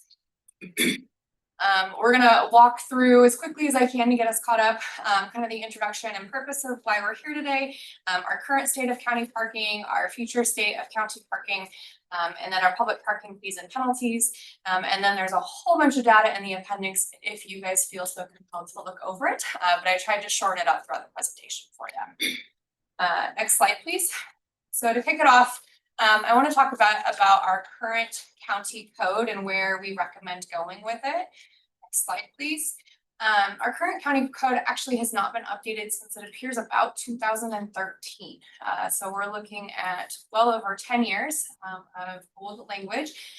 County code references Title 46, which is motor vehicles. It's chapter 4648, which is our courthouse complex parking area. And then there's a summary as well contained within the current county code. Next slide, please. We have a lot of challenges in our current county code that obviously not having been updated since pre-2013 has started to really impact us at the county. This is just a highlight of some of them, but things like currently there's only coin payment allowed at meters, which if any of you park anywhere for public parking, you know that most public parking has moved to an app-based or credit card, which even the city has around all of our county lots. We also have about 20% of our meters that are broken, meaning we're not even taking in lost revenue right now. We also have issues where people must physically walk to a meter to go refill the meter. And so it's really not often possible for people that are in the court or Treasury Department licensing to continue to plug their meters. So there's definitely lost revenue there, where a lot of the newer applications actually will text you and remind you that your parking is expiring and to add more time. We also have a ton of time is consumed for coin collecting, which requires 2 officers to complete the work or 2 people. So we're literally having to overlap shifts for coin collection right now. It's just a lot of non-value added work. We also continue to see issues with the old plastic permits being issued that don't fit modern kind of technology. They're difficult to often spot in windows, which is requiring our enforcement officers to have to physically get out, walk around and inspect and patrol vehicles. Again, kind of a waste of time when there are better options available through the license plate readers that are available nowadays. We have already implemented AIMS, and that was done prior to my arrival at the county. So prior to 2021, Spokane County implemented AIMS, which is a license plate software recognition system. They did implement for employees only, but had not yet implemented for citizens or for non-employees. And so we do have the software, we do have the cameras already on vehicles. We just essentially need to flip the switch. We also currently in county code have very tight restrictions around hours and locations. Therefore, there's lost revenue for public parking when it comes to things like after hours, events, things like that, where people are utilizing our parking spaces. Local restaurants that are even advertising there's free parking. They're technically our lots. So there's lost revenue there. Our county code also does not have the full list of our parking lots that could be bringing in revenue. So those need to be updated, including an example would be the new Monroe Court building. Also some of our parks locations that are potentially looking at utilizing this in the future, which would be another additional thing that we could be bringing in for revenue. And then also there's new citation opportunities that have come up over the years that exist and happen daily at campus that we don't have in code right now. So we really need to update our code for those as well. Next slide, please. So for lots of those reasons, we really do need to change the code for the physical parking permits and to move toward the license plate readers. We need to move away from coins into more of the online payment system, like is standard across parking in areas now. Additionally, the parking code itself references parking meters. So we need to update our terminology and utilize the KL parking devices that have been replacing the meters since 2021. And if you've ever walked around the lots, you'll see that we do have some of those Calais kiosks already installed and ready to be turned on. And then we also would be getting additional signage with those QR codes and websites for people to pay. And we need to change the code based on the missed revenue opportunities, like I've already explained in the previous slide. Next slide, please. Additionally, just to clean up language and ensure that we're meeting requirements, we need to incorporate the Monroe Court building into the revised code. We also want to add additional public parking lots so that if in the future we would like to charge rates, you're able to do so. For example, Liberty Lake Park might be an option, or Bear Lake. There are locations that right now we're charging entry fees that are very manual, where you're having to have a person sit at a desk and have them drive through. So we're actually paying people to take those payments, where if we utilize these lots in the future, we have a potential way to utilize the parking signage and have a reduction in general fund impact for staffing through just attrition and then utilization of software. We also need to update the outdated language that's in our 2013 current code and bring it up to current standards. For example, a parking violation is now considered a parking infraction, and that's something that we, just a very brief example of something that would need to be updated to bring our code current to what we should be. We also need to have revised code for increasing the citation opportunities. Like I mentioned, for example, no parking in fire lanes or in the sheriff's SPD or reserved spaces for them. So to be able to cite them appropriately. Additionally, increase the public parking rates to match our competitors. Our current rates are significantly behind the city and then also other parking lots around us, like the diamond parking lots. And so to bring up the public parking rates, we are not recommending a change to employee leased parking. This is strictly for the public parking. And then last but not least, we really do need to change the code so that we can increase that citation rate as well to match. We are significantly under the citations. In fact, our citations essentially align with what it costs to park at the meters of other locations. So a lot of people are just parking in spaces and taking a risk whether they pay or not, because they know that the ticket is essentially the same price as what it is to park on the street. So they might as well take a risk and see if they even get a ticket during the day. So by increasing our fees to match our competitors, that again will help us bring in revenue and also hopefully incentivize people to pay for parking when they're parking in our lots. Next slide, please. So thanks to the help of Civil Legal and Julie, we have completely revised the county parking code. It looks very different than it has in the past. We also looked at the city's model to see how they've most recently updated. And so we have put a lot of time, I will say, Julie and Summer have put a ton of time and energy into updating this, hours and hours of work, and they've done a phenomenal job. So future state parking code recommendation is again to have Title 46 motor vehicles, 4648A, which is the courthouse county complex parking area. And then the summary, we would also recommend the adoption of future parking lots or the list and the rates through resolution, so that we're not stuck in the code updating every time that the commissioners decide that they want to update the rates or add a lot, such as Monroe Court. When we purchase a building, we could do that through resolution rather than code. Next slide, please.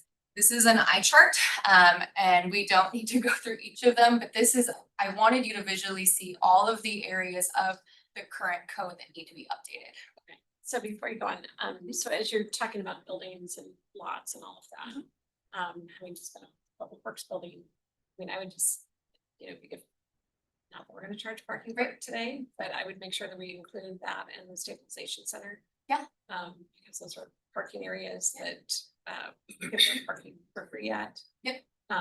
So I would just make sure that if we're gonna do this, we're all inclusive of all buildings. Yep. Absolutely.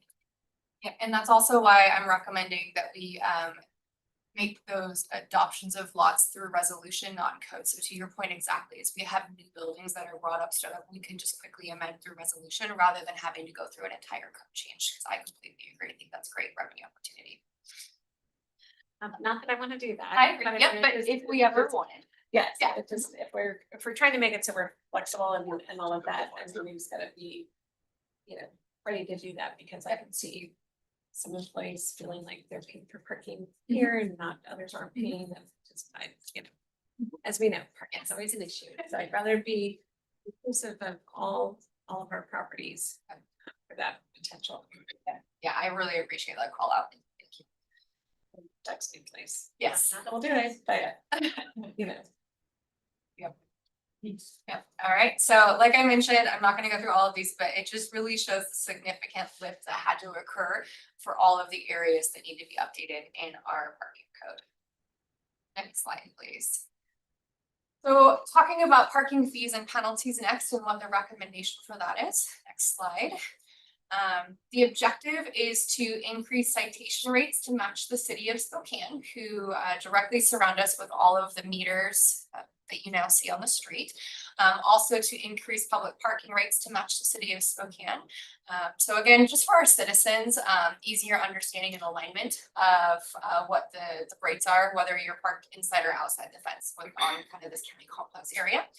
And then just again, as a reminder, we're not recommending any increase in our leased employee parking rates. So the recommendation, again, the last time we did increases on fees, schedules for public parking and citation rates is April 30th of 2013. So our goal is to bring us forward. So while these rates might look like a little steep of an increase, I just encourage you to keep in mind that there has not been an increase in over 12 years. We also will have a map of the public parking rates around campus, the proposed fee schedule, and then the no increases for employee lease parking. Next slide, please. This just shows a little bit of the comparable rates and adjacent parking, which will bring us to the recommendations on the next slide. So as you can see, the city of Spokane parking rates, their 2-hour zone is currently $1.70 for the first hour. The second additional hour is $1.70. 4-hour zones, the first hour is $1.70, additional hours are $1.30. And then they also have 11-hour zones, which are $1.70 the first hour, and then an additional hour is $1. Our Spokane County parking rates, as you can see, are much lower currently in current state, with $1 and $1 on our 2-hour time zones. And then we have a 10-hour zone, which is 40 cents per hour, which is significantly under what we're seeing around us. Additionally, citation rates, the city of Spokane has, depending upon the parking citation type, either $30, $45, or $65 an hour, plus an administration fee. Republic Parking, which is a lot near us, they're at $46.50, just consistently. And then Spokane County, we are currently at $15 and $30 based on the citation rate. So again, this just shows, based on our comparable data right around us, we are significantly under market. So on the citation rate, so what's 15 versus 30, I guess? I will get that next slide for you. Yep, so I'll go into this. So on the next slide, please. Again, this just shows the no rates to employee lease parking. But then the next slide shows the recommended rates for public parking. So next slide, please, Rebecca. Again, it's a bit of an eye chart, but this shows what our current fine is. In the far right-hand column that says current fine, you can see what's 30.15. The exceptions to that currently are disabled parking spaces, which have a $450 fine associated with them. Everything else falls in that $15 to $30 an hour range. For the proposed fines, based on the type of citation, you'll see anywhere from the recommended update of 30 to 65. Still maintaining the $450 disabled parking spot fees. Next slide, please. If we look at just the available revenue, just looking at our current comparison, keeping in mind we have a significant amount of meters that don't even work, so we're missing opportunity to even cite those locations right now. If we look at the number of citations issued in 2024, using those numbers, we brought in revenue before the courts adjusted this. The revenue would have been $47,640. Just by simply taking the same numbers and overlapping them with the new citation rates, we would be almost doubling what the revenue income could be, therefore relieving a little bit, not a ton, but still a little bit of pressure on the general fund that is currently subsidizing our parking in Spokane County. So we recognize it still doesn't bring us up to a completely flat self-funded rate, but it is the first steps to starting to get us there. Okay, so my question still is, so where do you get a $15 citation versus where do you get a $30 citation? The previous slide that I just showed. In general, the $15 citations are at our meters and the $30 citations are in our leased spots. Okay, And we're able to break. So if that. someone parks in your spot, it's $30. If they park in a meter and don't pay, it's 15. It's 15. Okay, yes, thank you, sorry. You're good. So that's the recommendation on citations. Next slide, please, Rebecca. The last piece I wanna, sorry, Scott. Oh, that's right. Just a couple of highlight points of what Ashley and Julie are proposing here. It's a modernization project of our parking system. Our parking system reflects like a 1990s sort of parking system with meters and people paying coins and stuff. And everywhere else you look, everything's QR codes and mobile kiosks or pay online. And so this is really helping us modernize our parking system. It also helps us get to a point. We have a lot of maintenance on our lots, whether it's crack sealing, patch repairs, fog sealing, striping. We want to be able to have this parking system be self-sufficient. So it takes pressure off, as Ashley mentioned, takes pressure off the general fund and allows us to be more working towards self-sufficiency. And also, we don't have any sort of after hours enforcement and even kind of parking opportunities. So we've seen people put up these little sandwich boards and say, hey, park over here during this particular farmer's market or whatnot. I think it makes sense for us to allow the public to park not only during the day, but after hours too. This gives us a mechanism to allow for it, allows people to pay for it. We've got adjacent restaurants and stuff that use it, want to use it. And I think we should allow them to allow the public to park there to access the restaurants and other businesses and whatnot. And this gives us a mechanism to do that, so. Are we gonna be having someone longer hours than this? Yep, so we initially had hired an agent intentionally to work later into the evening for this reason, but our code doesn't allow us to ticket at the time that we want them to. So we've been having them work a lower, lesser hour. So the second shift will move back into the evening hours, especially on nights where we do have a market that we know that there's parking. So we will be running some scenarios and assessment review to determine what days and weeks make sense, maybe even put weekend shifts on. Best, for example, could be an opportunity in the future, Bloomsday. But yes, that is the plan, to have an enforcement officer that would be available during those times. I don't ever see us having it 24/7, No. but having a payment option for the public. Honest people are gonna be honest, they're gonna pay for it. Those who don't, we're still going to generate revenue, even though whatever hours of enforcement we choose to have. So then, think of like Who Fest and those kinds of weekends, like my spot. I can have a different car, so what do you do? So we have a license plate system that is So I just available. register all my family cars. So we're gonna totally do away with the Yes. the fire. I know you said, you talked earlier about the difficulty and, Yeah. spotting them, and you had the picture where like somebody had like 4 Yeah. of those, but so we're gonna completely do away with Yeah. those. Go into that in the last part of this presentation. And if I may point out as well, with our Calais parking kiosks that we have in the parking lots, you do have an option to pay with coins. We recognize there are some citizens who want to pay with coins. They're few and far between, but they are there. So that will be an option for them Or as well. credit card.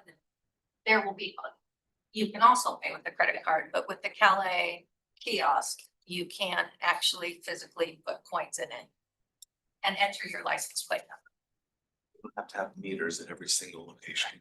Yes. Right, no, which is fine. I just want to make sure Centralized. credit cards were an option too, because I know some Absolutely. don't like the app and they just prefer to use their credit card. So to that end, Park Mobile is the new technology recommendation for parking management. 65 million plus users across North America. They are one of the industry leaders. They are also the same entity that the city of Spokane uses. So again, from a consistency standpoint, with how the platform and the application works, it would be nice to have the same consistency. They have over 15 million monthly transactions. They have over 500 cities and municipalities that use them. They operate universities, airports, They are highly ranked in the navigation of the App Store. So it's definitely something we feel very comfortable and excited about, and we know is proven to work based on the other entities around us that have been using them for several years with their parking. Next slide, please. For example, just some of the municipalities on the west, like I mentioned, the city of Spokane, Spokane Parks and Rec, Leavenworth, Bremerton, Sacramento, Oakland, Cle Elum, Bremerton, Bonnie Lake, Berkeley, California, Western Washington University uses them, Portland State University. So they are a known entity across the nation, but also here locally in Spokane. Most of us, if you've ever used one of the apps downtown, you probably already have Park Mobile on your phone. I do. So it's definitely something that people are familiar with here in the Spokane area. Next slide, please. This is just showing the number of customer ratings in the App Store. Park Mobile has significantly higher customer ratings than the rest of their competitors, which is also really cool to see. So just the usability and ease to use them is definitely high, but also on the back end, they have really good customer service for our team in the event that there are issues. Next slide, please. The other cool thing about Park Mobile, Commissioner Cooney, to your point, is there are various ways for a person to pay. So if they don't trust the app, so to speak, they have the option with Park Mobile to pay by app. They can pay by web, they can pay by text, and then there's also wallet options like Apple Pay, which I know a lot of people have moved toward lately. So there are a variety of options that are available through Park Mobile ways to pay, which is nice where a person is not limited to just one option. Next slide, please. We are recommending using the Omnia contract so that we can just jump on and move forward and get this project rolling as soon as possible. While normally Park Mobile's mobile payment is 45 cents per transaction, with the Omnia contract, it actually becomes 35 cents per transaction, which would be included as part of the parking rate that is passed on to the individuals utilizing it. No different, again, from what the city and other entities are doing. Next slide, please. Like Scott mentioned, this really is to bring parking into the 21st century. This is nothing new. We are not pioneers in the parking land.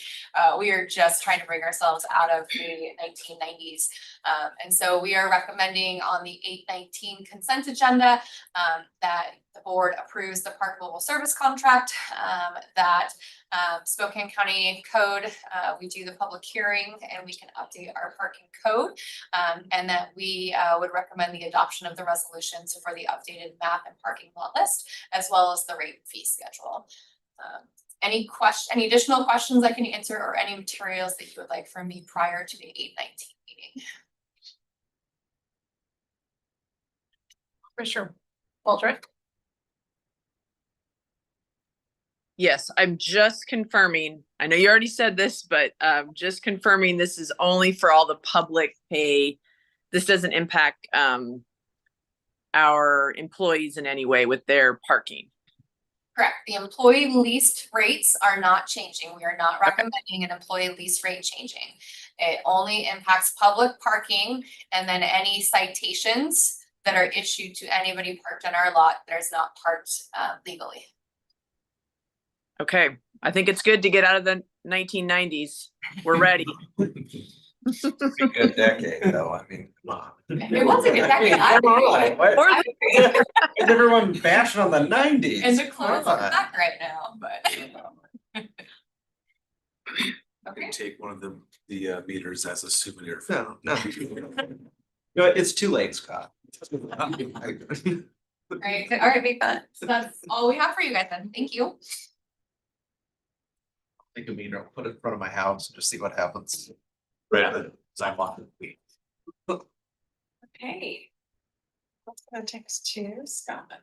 All right, this will be a quick one. We've got, the county has a number of radio towers that we own for our emergency communication system.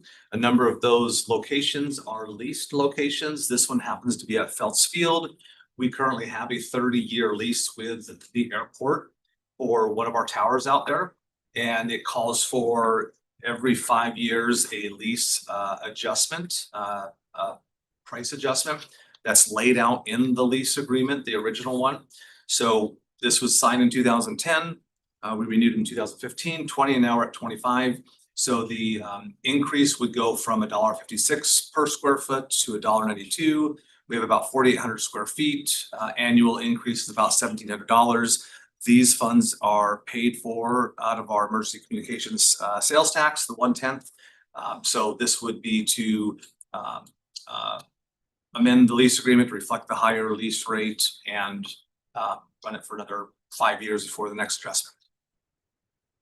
In your packet, it shows a map of where the location is on Fells Field.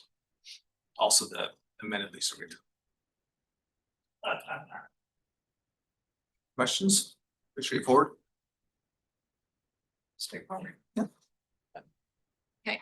30 seconds. Take note. Take note. There you go. Okay, and that takes us to that.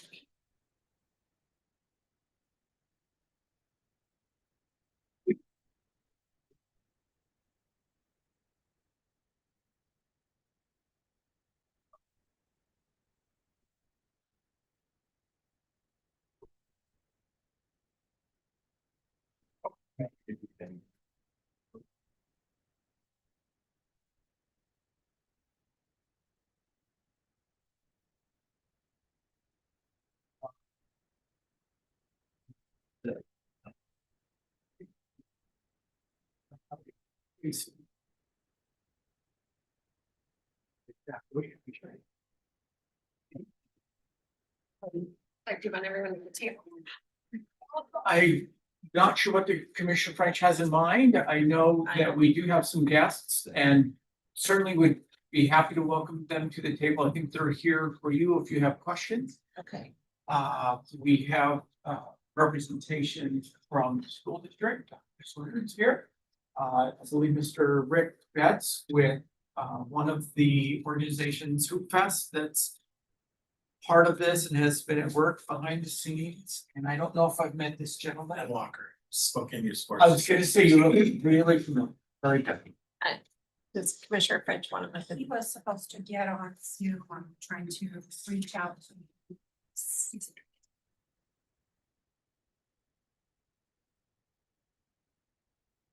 The modified plan that's coming back in front of the board. Can I promote Erin? Yes, please. Yes, thank you. Erin's on vacation, but she's joining us virtually today, which is nice.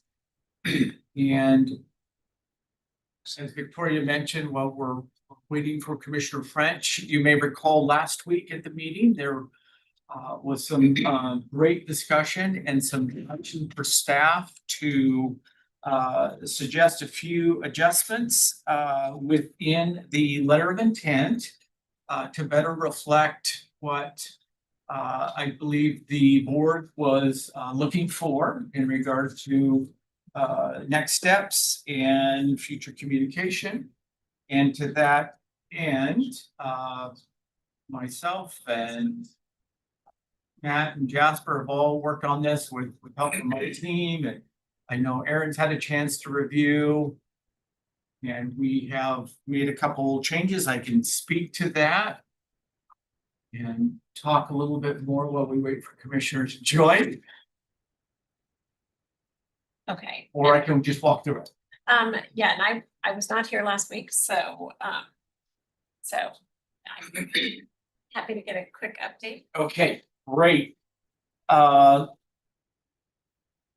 I guess looking back, there is an opportunity to work with the Spokane Public Schools, as Spokane Parks and other partners as part of the Together Spokane initiative.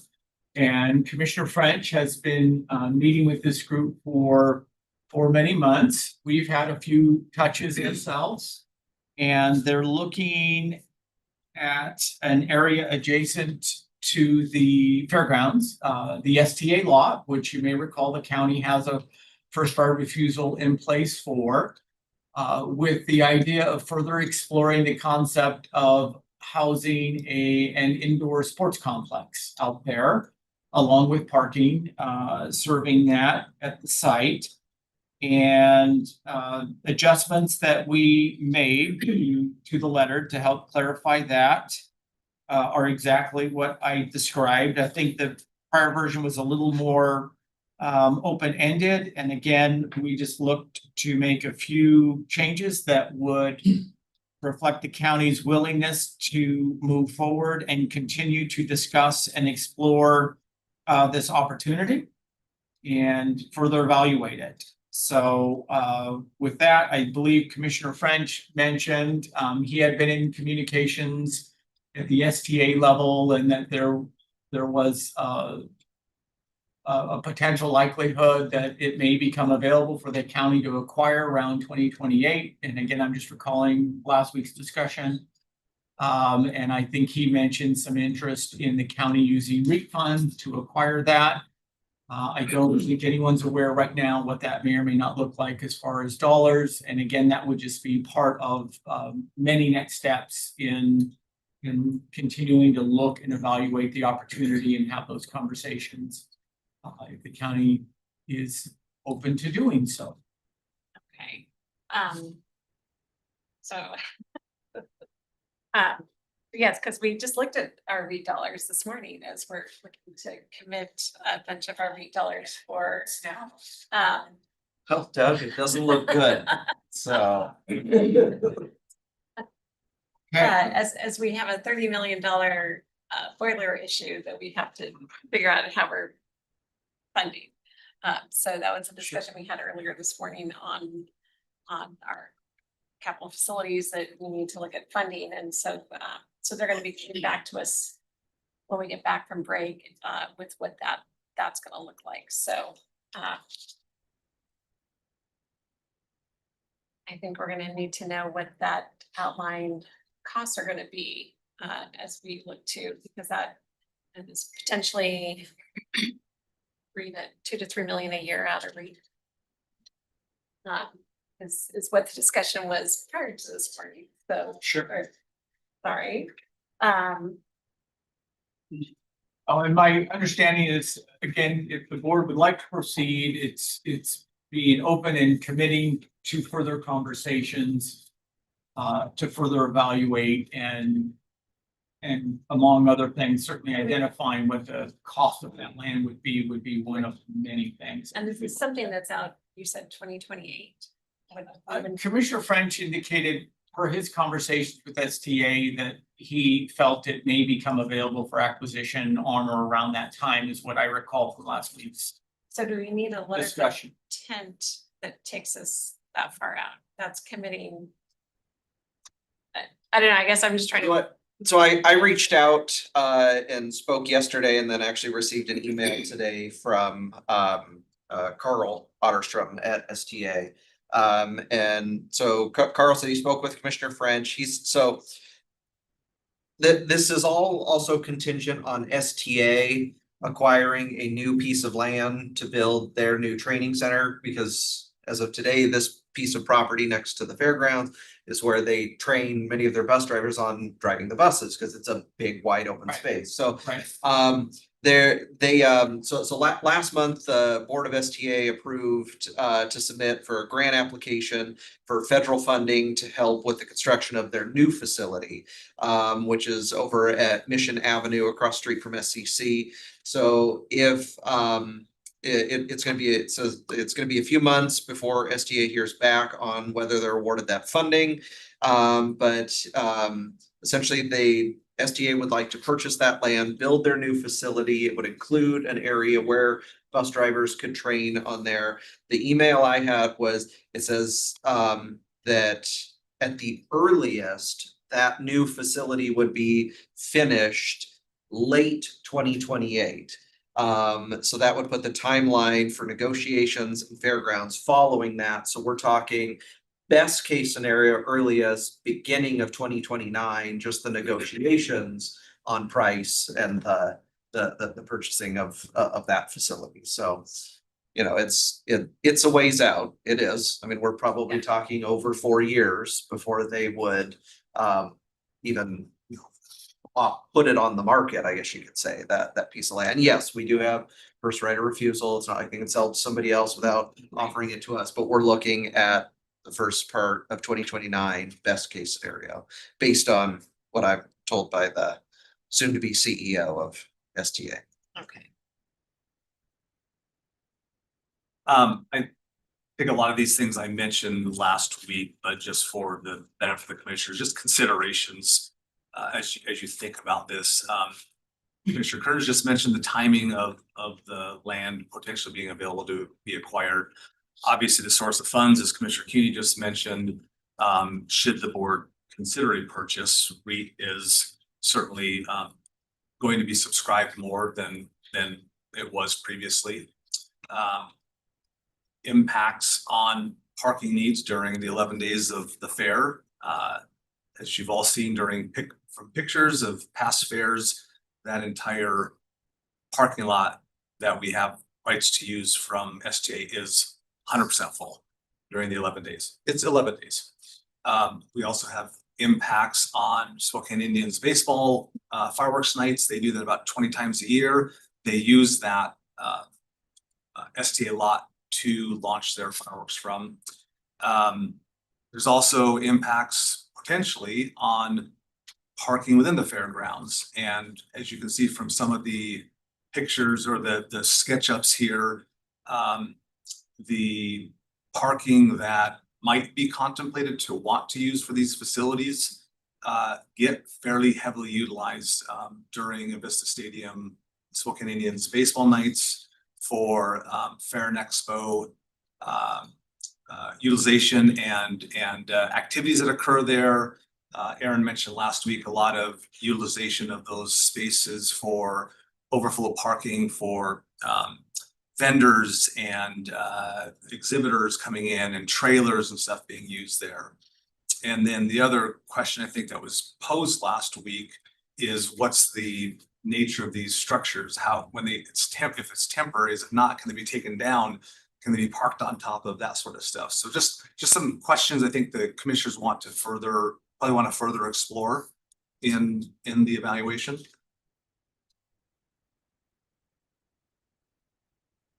Yeah, I mean, my concern is with the REIT until we figure out what we're doing with our $30 million project. I mean, I think we know we want to get more sports areas and all of that, which we've worked very hard to get additional funding to Plants Ferry to get more sports fields there. We gave additional funds to the Hub Sports Center for help with their field. Got Camas Meadows that we've just put a lot of money into. And as we sat yesterday in a meeting, talking to our department elected officials saying we've got a $20 million deficit going into 25, looking at projecting up to 70 million in 2030. I'm not sure that we can sign a binding contractual agreement in our next steps. I mean, that's going to be the issue that I think we have now into the future. And so I don't even know, can we do a Are we binding? gonna have a chance to chat a little bit, because maybe we misunderstood why we're here. Al indicated we'd be able to talk a little bit about this You're complex. welcome to come up to the table. Okay. I mean, time, or how much time would you? No, like it's, to spend? we have probably, because we've got a bunch of miscellaneous items. I know, do we have an executive session? We do. Don't approve. Okay, but I'd say, yeah, come on up to the table. I mean, I was offering, I don't know what Commissioner French has intended. And I apologize, I wasn't aware either, so. Well, just one point of clarification. So I is- would probably about 5 minutes. Yep, 90 seconds. One point of clarification is, as we have worked with various partners to create assets in the community to meet the historic demand for youth and adult recreation, these letters of intent really are just governing bodies' approval to say it can be explored. So that we're not out spending staff time studying things, working through issues, fireworks, parking. So these letters of intent are non-binding in no way, shape, or form. It's a acknowledgement that staff are going to study what these issues are. in a similar way that we've developed letters of intent with Hoop Fest, with the Boys and Girls Clubs, with the Parks Department. So just wanted to clarify that it is in no way binding. And if there needs to be additional clarification in the language to reflect that, it's how do we vision for the future? And there's obviously always going to be barriers to these types of partnerships, and they are, laborious and voluminous. But these types of explorations are oftentimes how we get to creative solutions. So it's just it would be the county commissioners acknowledging that we're going to spend time with Doug and his team and other partners to explore, is this even feasible? What are the pros, what are the cons, and what are the costs associated with it before any type of binding contractual agreement would come back to the table. And that's why we reviewed the letter to make sure it was non-binding, and you can see in the first sentence we put in there. This serves as a non-binding expression of mutual interest, and so. And something I'm always conscious of on the school district side is staff aren't out utilizing public resources and time to explore a concept that the governing body has not acknowledged. And so we're just trying to be thoughtful with other partners in a similar way. Our contribution is to agree to evaluate opportunities. Well, and I'd like to spend a couple minutes on the opportunity, because I do believe there's solutions for the parking and there's solutions for the fireworks. I think the question is, what's the big opportunity here? I drive by the fairgrounds, maybe I'm wrong here, more than all of you put together, okay? There's a lot of utilization that could be made doing other things besides what's going on at the Expo Center and, that September fair, and obviously there's 66 baseball games. So to me, the opportunity is how to make the best use of a piece of property that is in the perfect location to really be a great thing for Spokane, and the demand for not just indoor sports, but outdoor all weather fields is off the charts. We have a lot of capacity right now, but nothing like what the overall demand is. Spokane is the perfect place for a regional hub. Now, the thing that's great about these sports complexes is it's not just a once a year thing or a once a month thing. It would be busy 7 days a week because you've got organizations, you've got clubs, you've got tournaments, and we're right here in kind of the center of the Northwest. And so the big events are on the weekend, not every weekend, but on the weekends. And then it's the local usage all through the week. You got adults during the day, maybe before school, you got after school programs, you got evening. And it's an opportunity. We need this. And so to me, the question is, what are we studying here? We're studying how to make this happen. And it shouldn't interfere with the fairgrounds at all. In fact, it should enhance it. You should be able to solve the parking problem for those 11 days. Figure out the fireworks, and then think, well, wait a minute, if we've got new structures, maybe there's the way for the fair to take advantage of that. If there's 66 baseball games going on, maybe there's some synergy there between the Vesta Field and the sports complex. So to me, we've got to study this. We've got to study this. And then you ask about the funding. It's obviously important.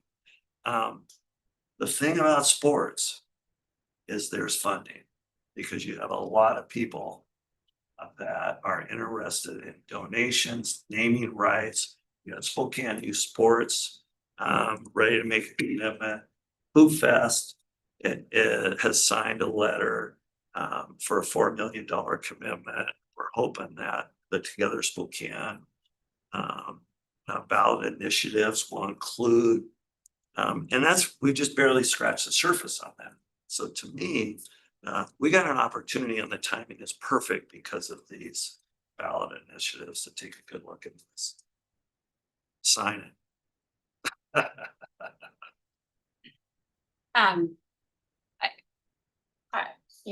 Again, Commissioner French briefly brought this up more than a few weeks ago, and then, I wasn't here last week. I've been part of the Hub Sports Center since 2010, so I understand the financing needed for an indoor facility and the additional uses.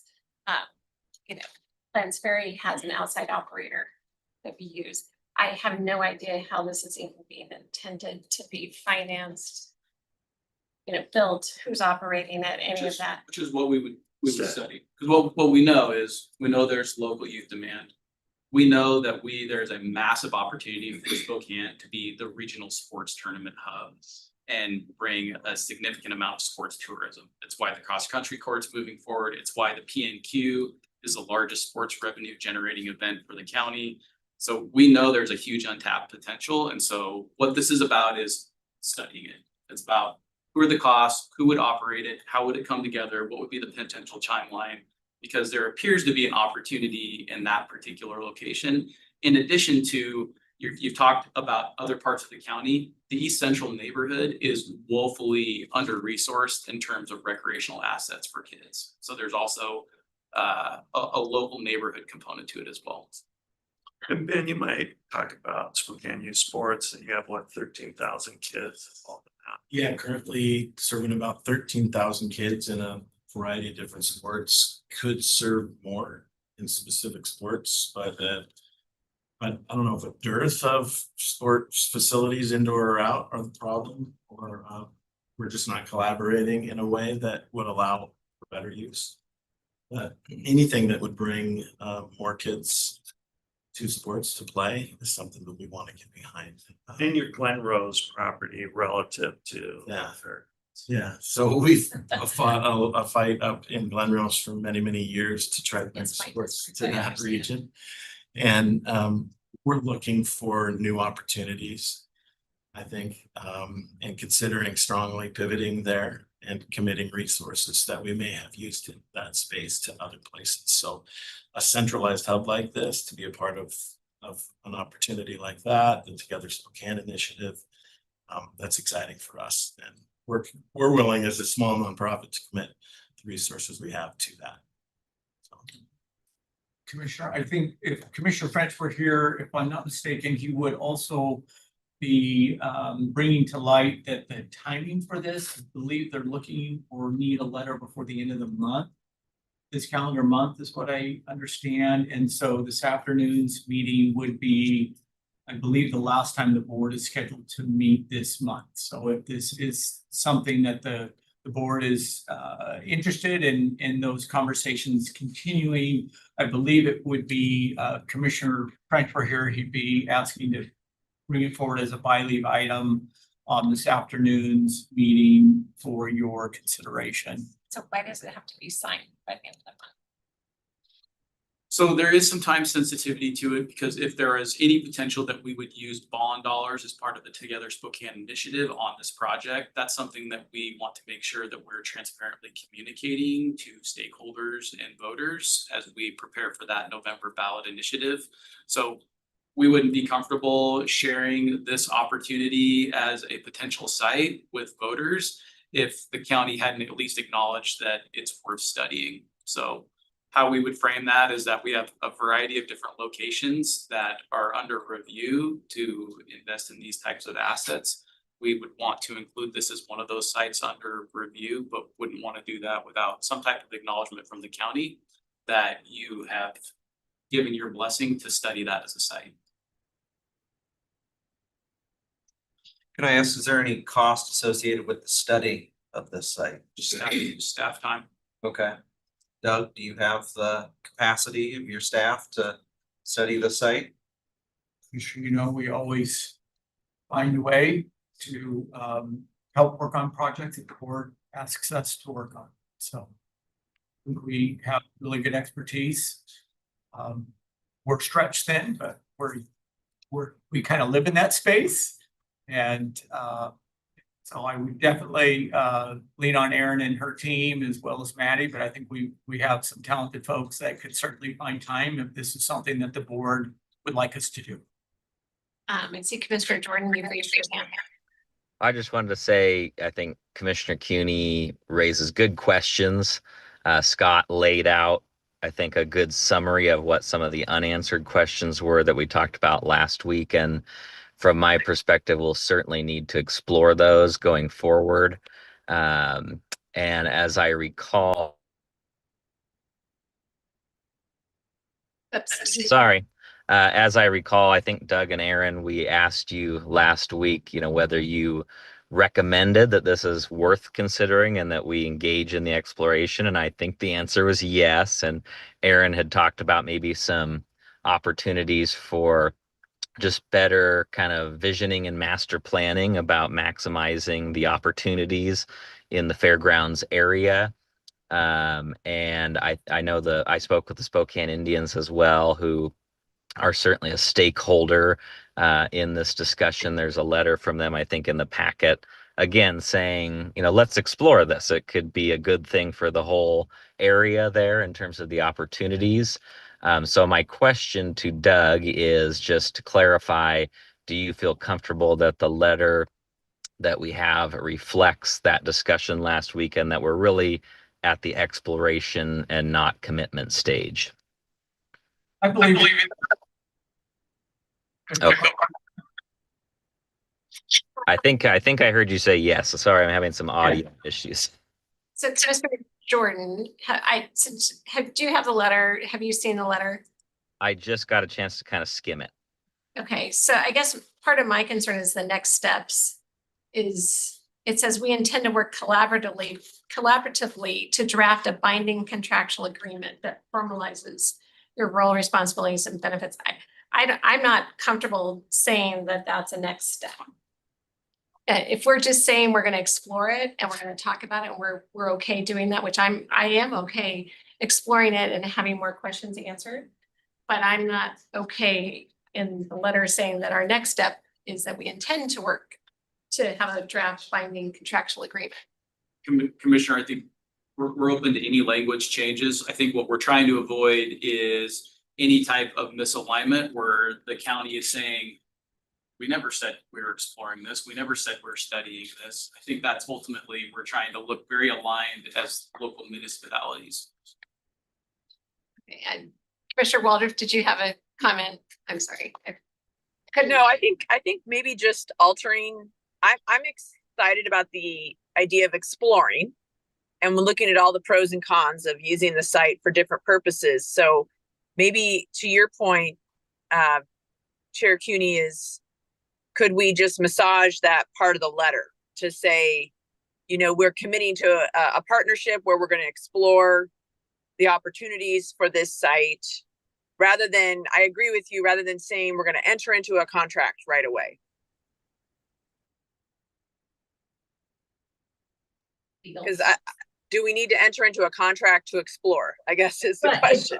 The letter just says that it's next steps, and that's kind of where I'm trying to figure out. We haven't done a letter like this. I understand part of the purpose. So yeah, maybe the first step needs to be exploring, and then at a future time, a next step after that would be entering into some sort of, agreement. So maybe we just need to massage that, was my thought. Yeah, I think I'm willing to explore the idea. I'm not willing to commit to anything beyond exploring the idea, because I think there's a lot of discussion that needs to happen and amongst all the commissioners. Mr. Jordan. Yeah, I was just going to say, I'm perfectly willing to agree to some kind of change along the lines of what you said, whether it's just taking that out or saying, at a future date, a binding contract could be considered as appropriate, something like that. So I think if we're under time pressure to vote on it today, I'd be happy to support some changes along the lines that you suggested. I would suggest something along the lines of the next step that, upon agreement that this is feasible, we would then. So I mean, something like that. I mean, because that's good. You guys could come back and say, this isn't going to work. We could come back and say, we don't have the money to acquire the land. I mean, any number of things could happen. You said you're looking at other sites. There could be another one that you're like, yeah, this fairgrounds property is good, but there's this other one that is stellar and we have to build there instead. So, I mean, if this is jointly agreed to be feasible, then these would be the next step. I mean, I would think that would be some language I'd just throw out. So, Yes, I would suggest maybe you and I with legal. Sure. Kind of work through what we could put together, changes we could make sounds good. that we would be comfortable, that I would just say for me to be comfortable with, and then get it to you guys prior to the 2 o'clock. I don't know what equipment they have in their mobile offices. Chris, Good. I'm sure we can make it work. Chris, will you be back? Is there a time that you can be back in before the 2 o'clock that we could have you could look at Yeah. it as well? Yeah, I can be in around 1:30. Okay. Let's plan to do that, because if it's gonna be on the 2 o'clock, this is not normally what we do for a by leave type item. I mean, I understand the time, but this is not our normal procedure. So, yeah, I feel more comfortable if some other commissioners have a chance to review it. I can talk to legal on it. I'm fine if you and Commissioner Jordan can come up with some language. I think that would be great. And bring it to the 2 p.m. Okay. And we can bring it by leave. We'll have to open it up for public comment. So you may want to be there for public comment at whatever time after the 2 o'clock starts. That we would have to, again, open this up for public comment before we make a decision, since it was not on the agenda. So, and you can do that through Zoom or in person. Okay. That's where we'll go from here on it. Thank you. Thank you very much.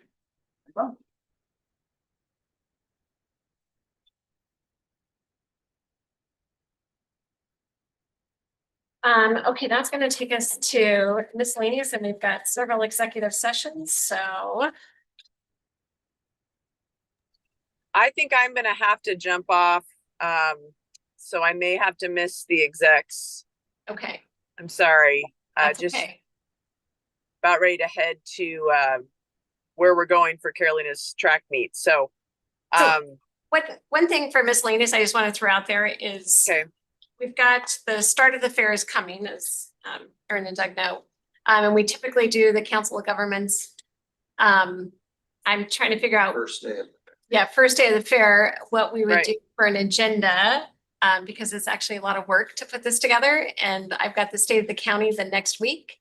So I'm not really interested in doing a Council of Governments. You have to do a council of government. So we could do it as a meet and greet and just have everybody show up for the ribbon cutting. But unless people have, can by the end of the day, give me agenda items that they would like to have for the Council of Governments. I'm not sure that, because we're like that's 5 weeks away. What we want to do. And since we've had this joint city council, city county commissioner meeting, and I think we're gonna have an additional one here, soon. I'm just trying to figure out what we do there. So I'm just putting that the only thought I had was, I guess, if there is interest in this regional task force around public safety and health. I don't know. I know that there's different conversations that are happening about that. You've worked really hard on that, Commissioner Cooney, as well as Commissioner Jordan, but I don't know if that will be timely or not. That was my only thought. And then the only other thing would be maybe what folks are putting on the ballot for November, but I'm not sure if there's that many issues beyond this parks levy and bond. So Want me to handle the council of governments? I'll do it. Well, let's come up with what an agenda would look like. So, so come up with some items. We can talk about it after at the 2 o'clock under miscellaneous. Add it there. Yeah, let me think about it. I mean, it's always a good opportunity to see everybody, and to connect, but I want to make sure it's worth people's time. I see what you're saying, but if everyone's coming for the ribbon cutting, even if we just had a couple items for an hour, it's good to touch base. But let me think about other and then issues. And then I would solicit everyone else's assistance to help with the process with getting the items and all of that, you know, it's a lot of work. It's more work. Yes, I agree. I agree. I'd be willing to lend my help of my office if needed, so I'll think about it. Okay, so we Okay, will bring this up at the 2:00 is miscellaneous, just to talk. Yeah, that's a better time for me, so I'll be at the 2:00 and then I'll be able to stay after for other conversations then. Okay, great. Thank you. Okay, Pat. Good morning, board. Just real quickly, we have a press release today prepared. The chair has approved her quote. It'll have a quote from Justin on the Maddie's Place ILA that the city is joining us in our investments. We will total some of the dollar amounts the board has invested. And I think it comes out to about $1 million. Martha Lou can correct me, but the release will state, while we're seeing uncertain funding environment from state government for Maddie's Place. Maddie's Place has described this as an important bridge, helping them keep their doors open. So I just wanted to put that out there. And then the other thing I would mention is there is a opportunity coming up next week, I believe on the 30th. The city of Spokane has offered to the county Upriver Dam for a joint tour and media availability. If any commissioners are available next week, I know it's recess, but that would be the 30th at Upriver Dam at about 1:00. So let us know if you have availability, if you want to join. I know Ben, Amy, and Kyle have already committed that they could be available. We'd take a tour, we'd see well one. The city will have some messaging about the aquifer protection area, you know, their interest in rejoining the APA, and it'd be an opportunity to take questions and an open press conference from the media. You may get asked about your own personal, you know, position on the APA, etc. I know the PDC regulations allow for that from past memory and talking with Jim Amacio, but really just an opportunity to educate the media on what it is, what it funds, what the county and the APA's needs are going forward. So that again would be 7:30, 1 p.m. at Upriver Dam, and Martha Lou would help coordinate media. But I wanted to check with the board first to get head nods if you'd like us to proceed, or if you don't want to take advantage of it, I think that's fine too. But just want to put it out there. Okay. I will be out of town that day, so I will not be able to, but I think, yeah, if others want to take the opportunity, that'd be great. So just have them let you know, Pat.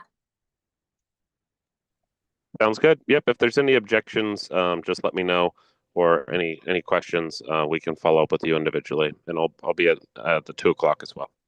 Yeah, and I think having Scott and Kyle there would be great if someone does ask any APA questions. Yep, and Pat had raised this to Kyle and I earlier this week, and I do think it's a great opportunity. If you haven't been out there before, Kyle and I have seen this. They're well right next to the Upriver Dam. You are able to actually look down and see the moving aquifer. That's how shallow it is in there, and it gives you a perspective of how close it is to the surface and how important it is to protect our aquifer. It's just one example of where the aquifer is a lot shallower as it relates to our. Take a video for me. Yeah, it's very interesting. Okay, thank you. Okay, we've got lots of other, any other miscellaneous items? No, I do want to just acknowledge that, yes, we did have a Zoom bomb around 9:30 that was offensive and disturbing, I'm sure, to a lot of people. And so we will do everything we can to make sure that that doesn't occur in the future.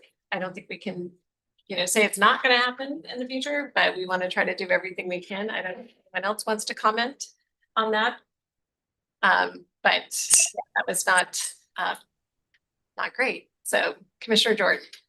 Yeah, just obviously disturbing on a number of levels, graphically racist content.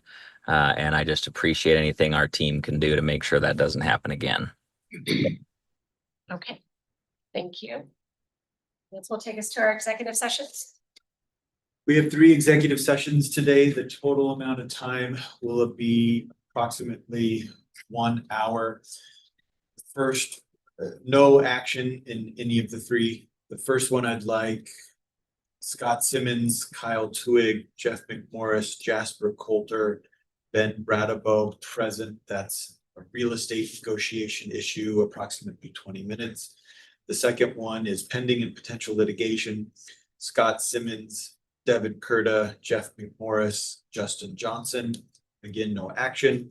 The third is pending and potential litigation. Scott Simmons, Devin Kurta, Jeff McMorris, 15 minutes. Okay, no action on all three of those. No action on all three. Okay, lasting about an hour. It is 11:34. We're gonna go into executive session for an hour. At the end of that hour, we will adjourn for the morning and be back for our 2 o'clock legislative agenda. And we don't anticipate any action. So thank you all very much for being with us this morning. See you back up.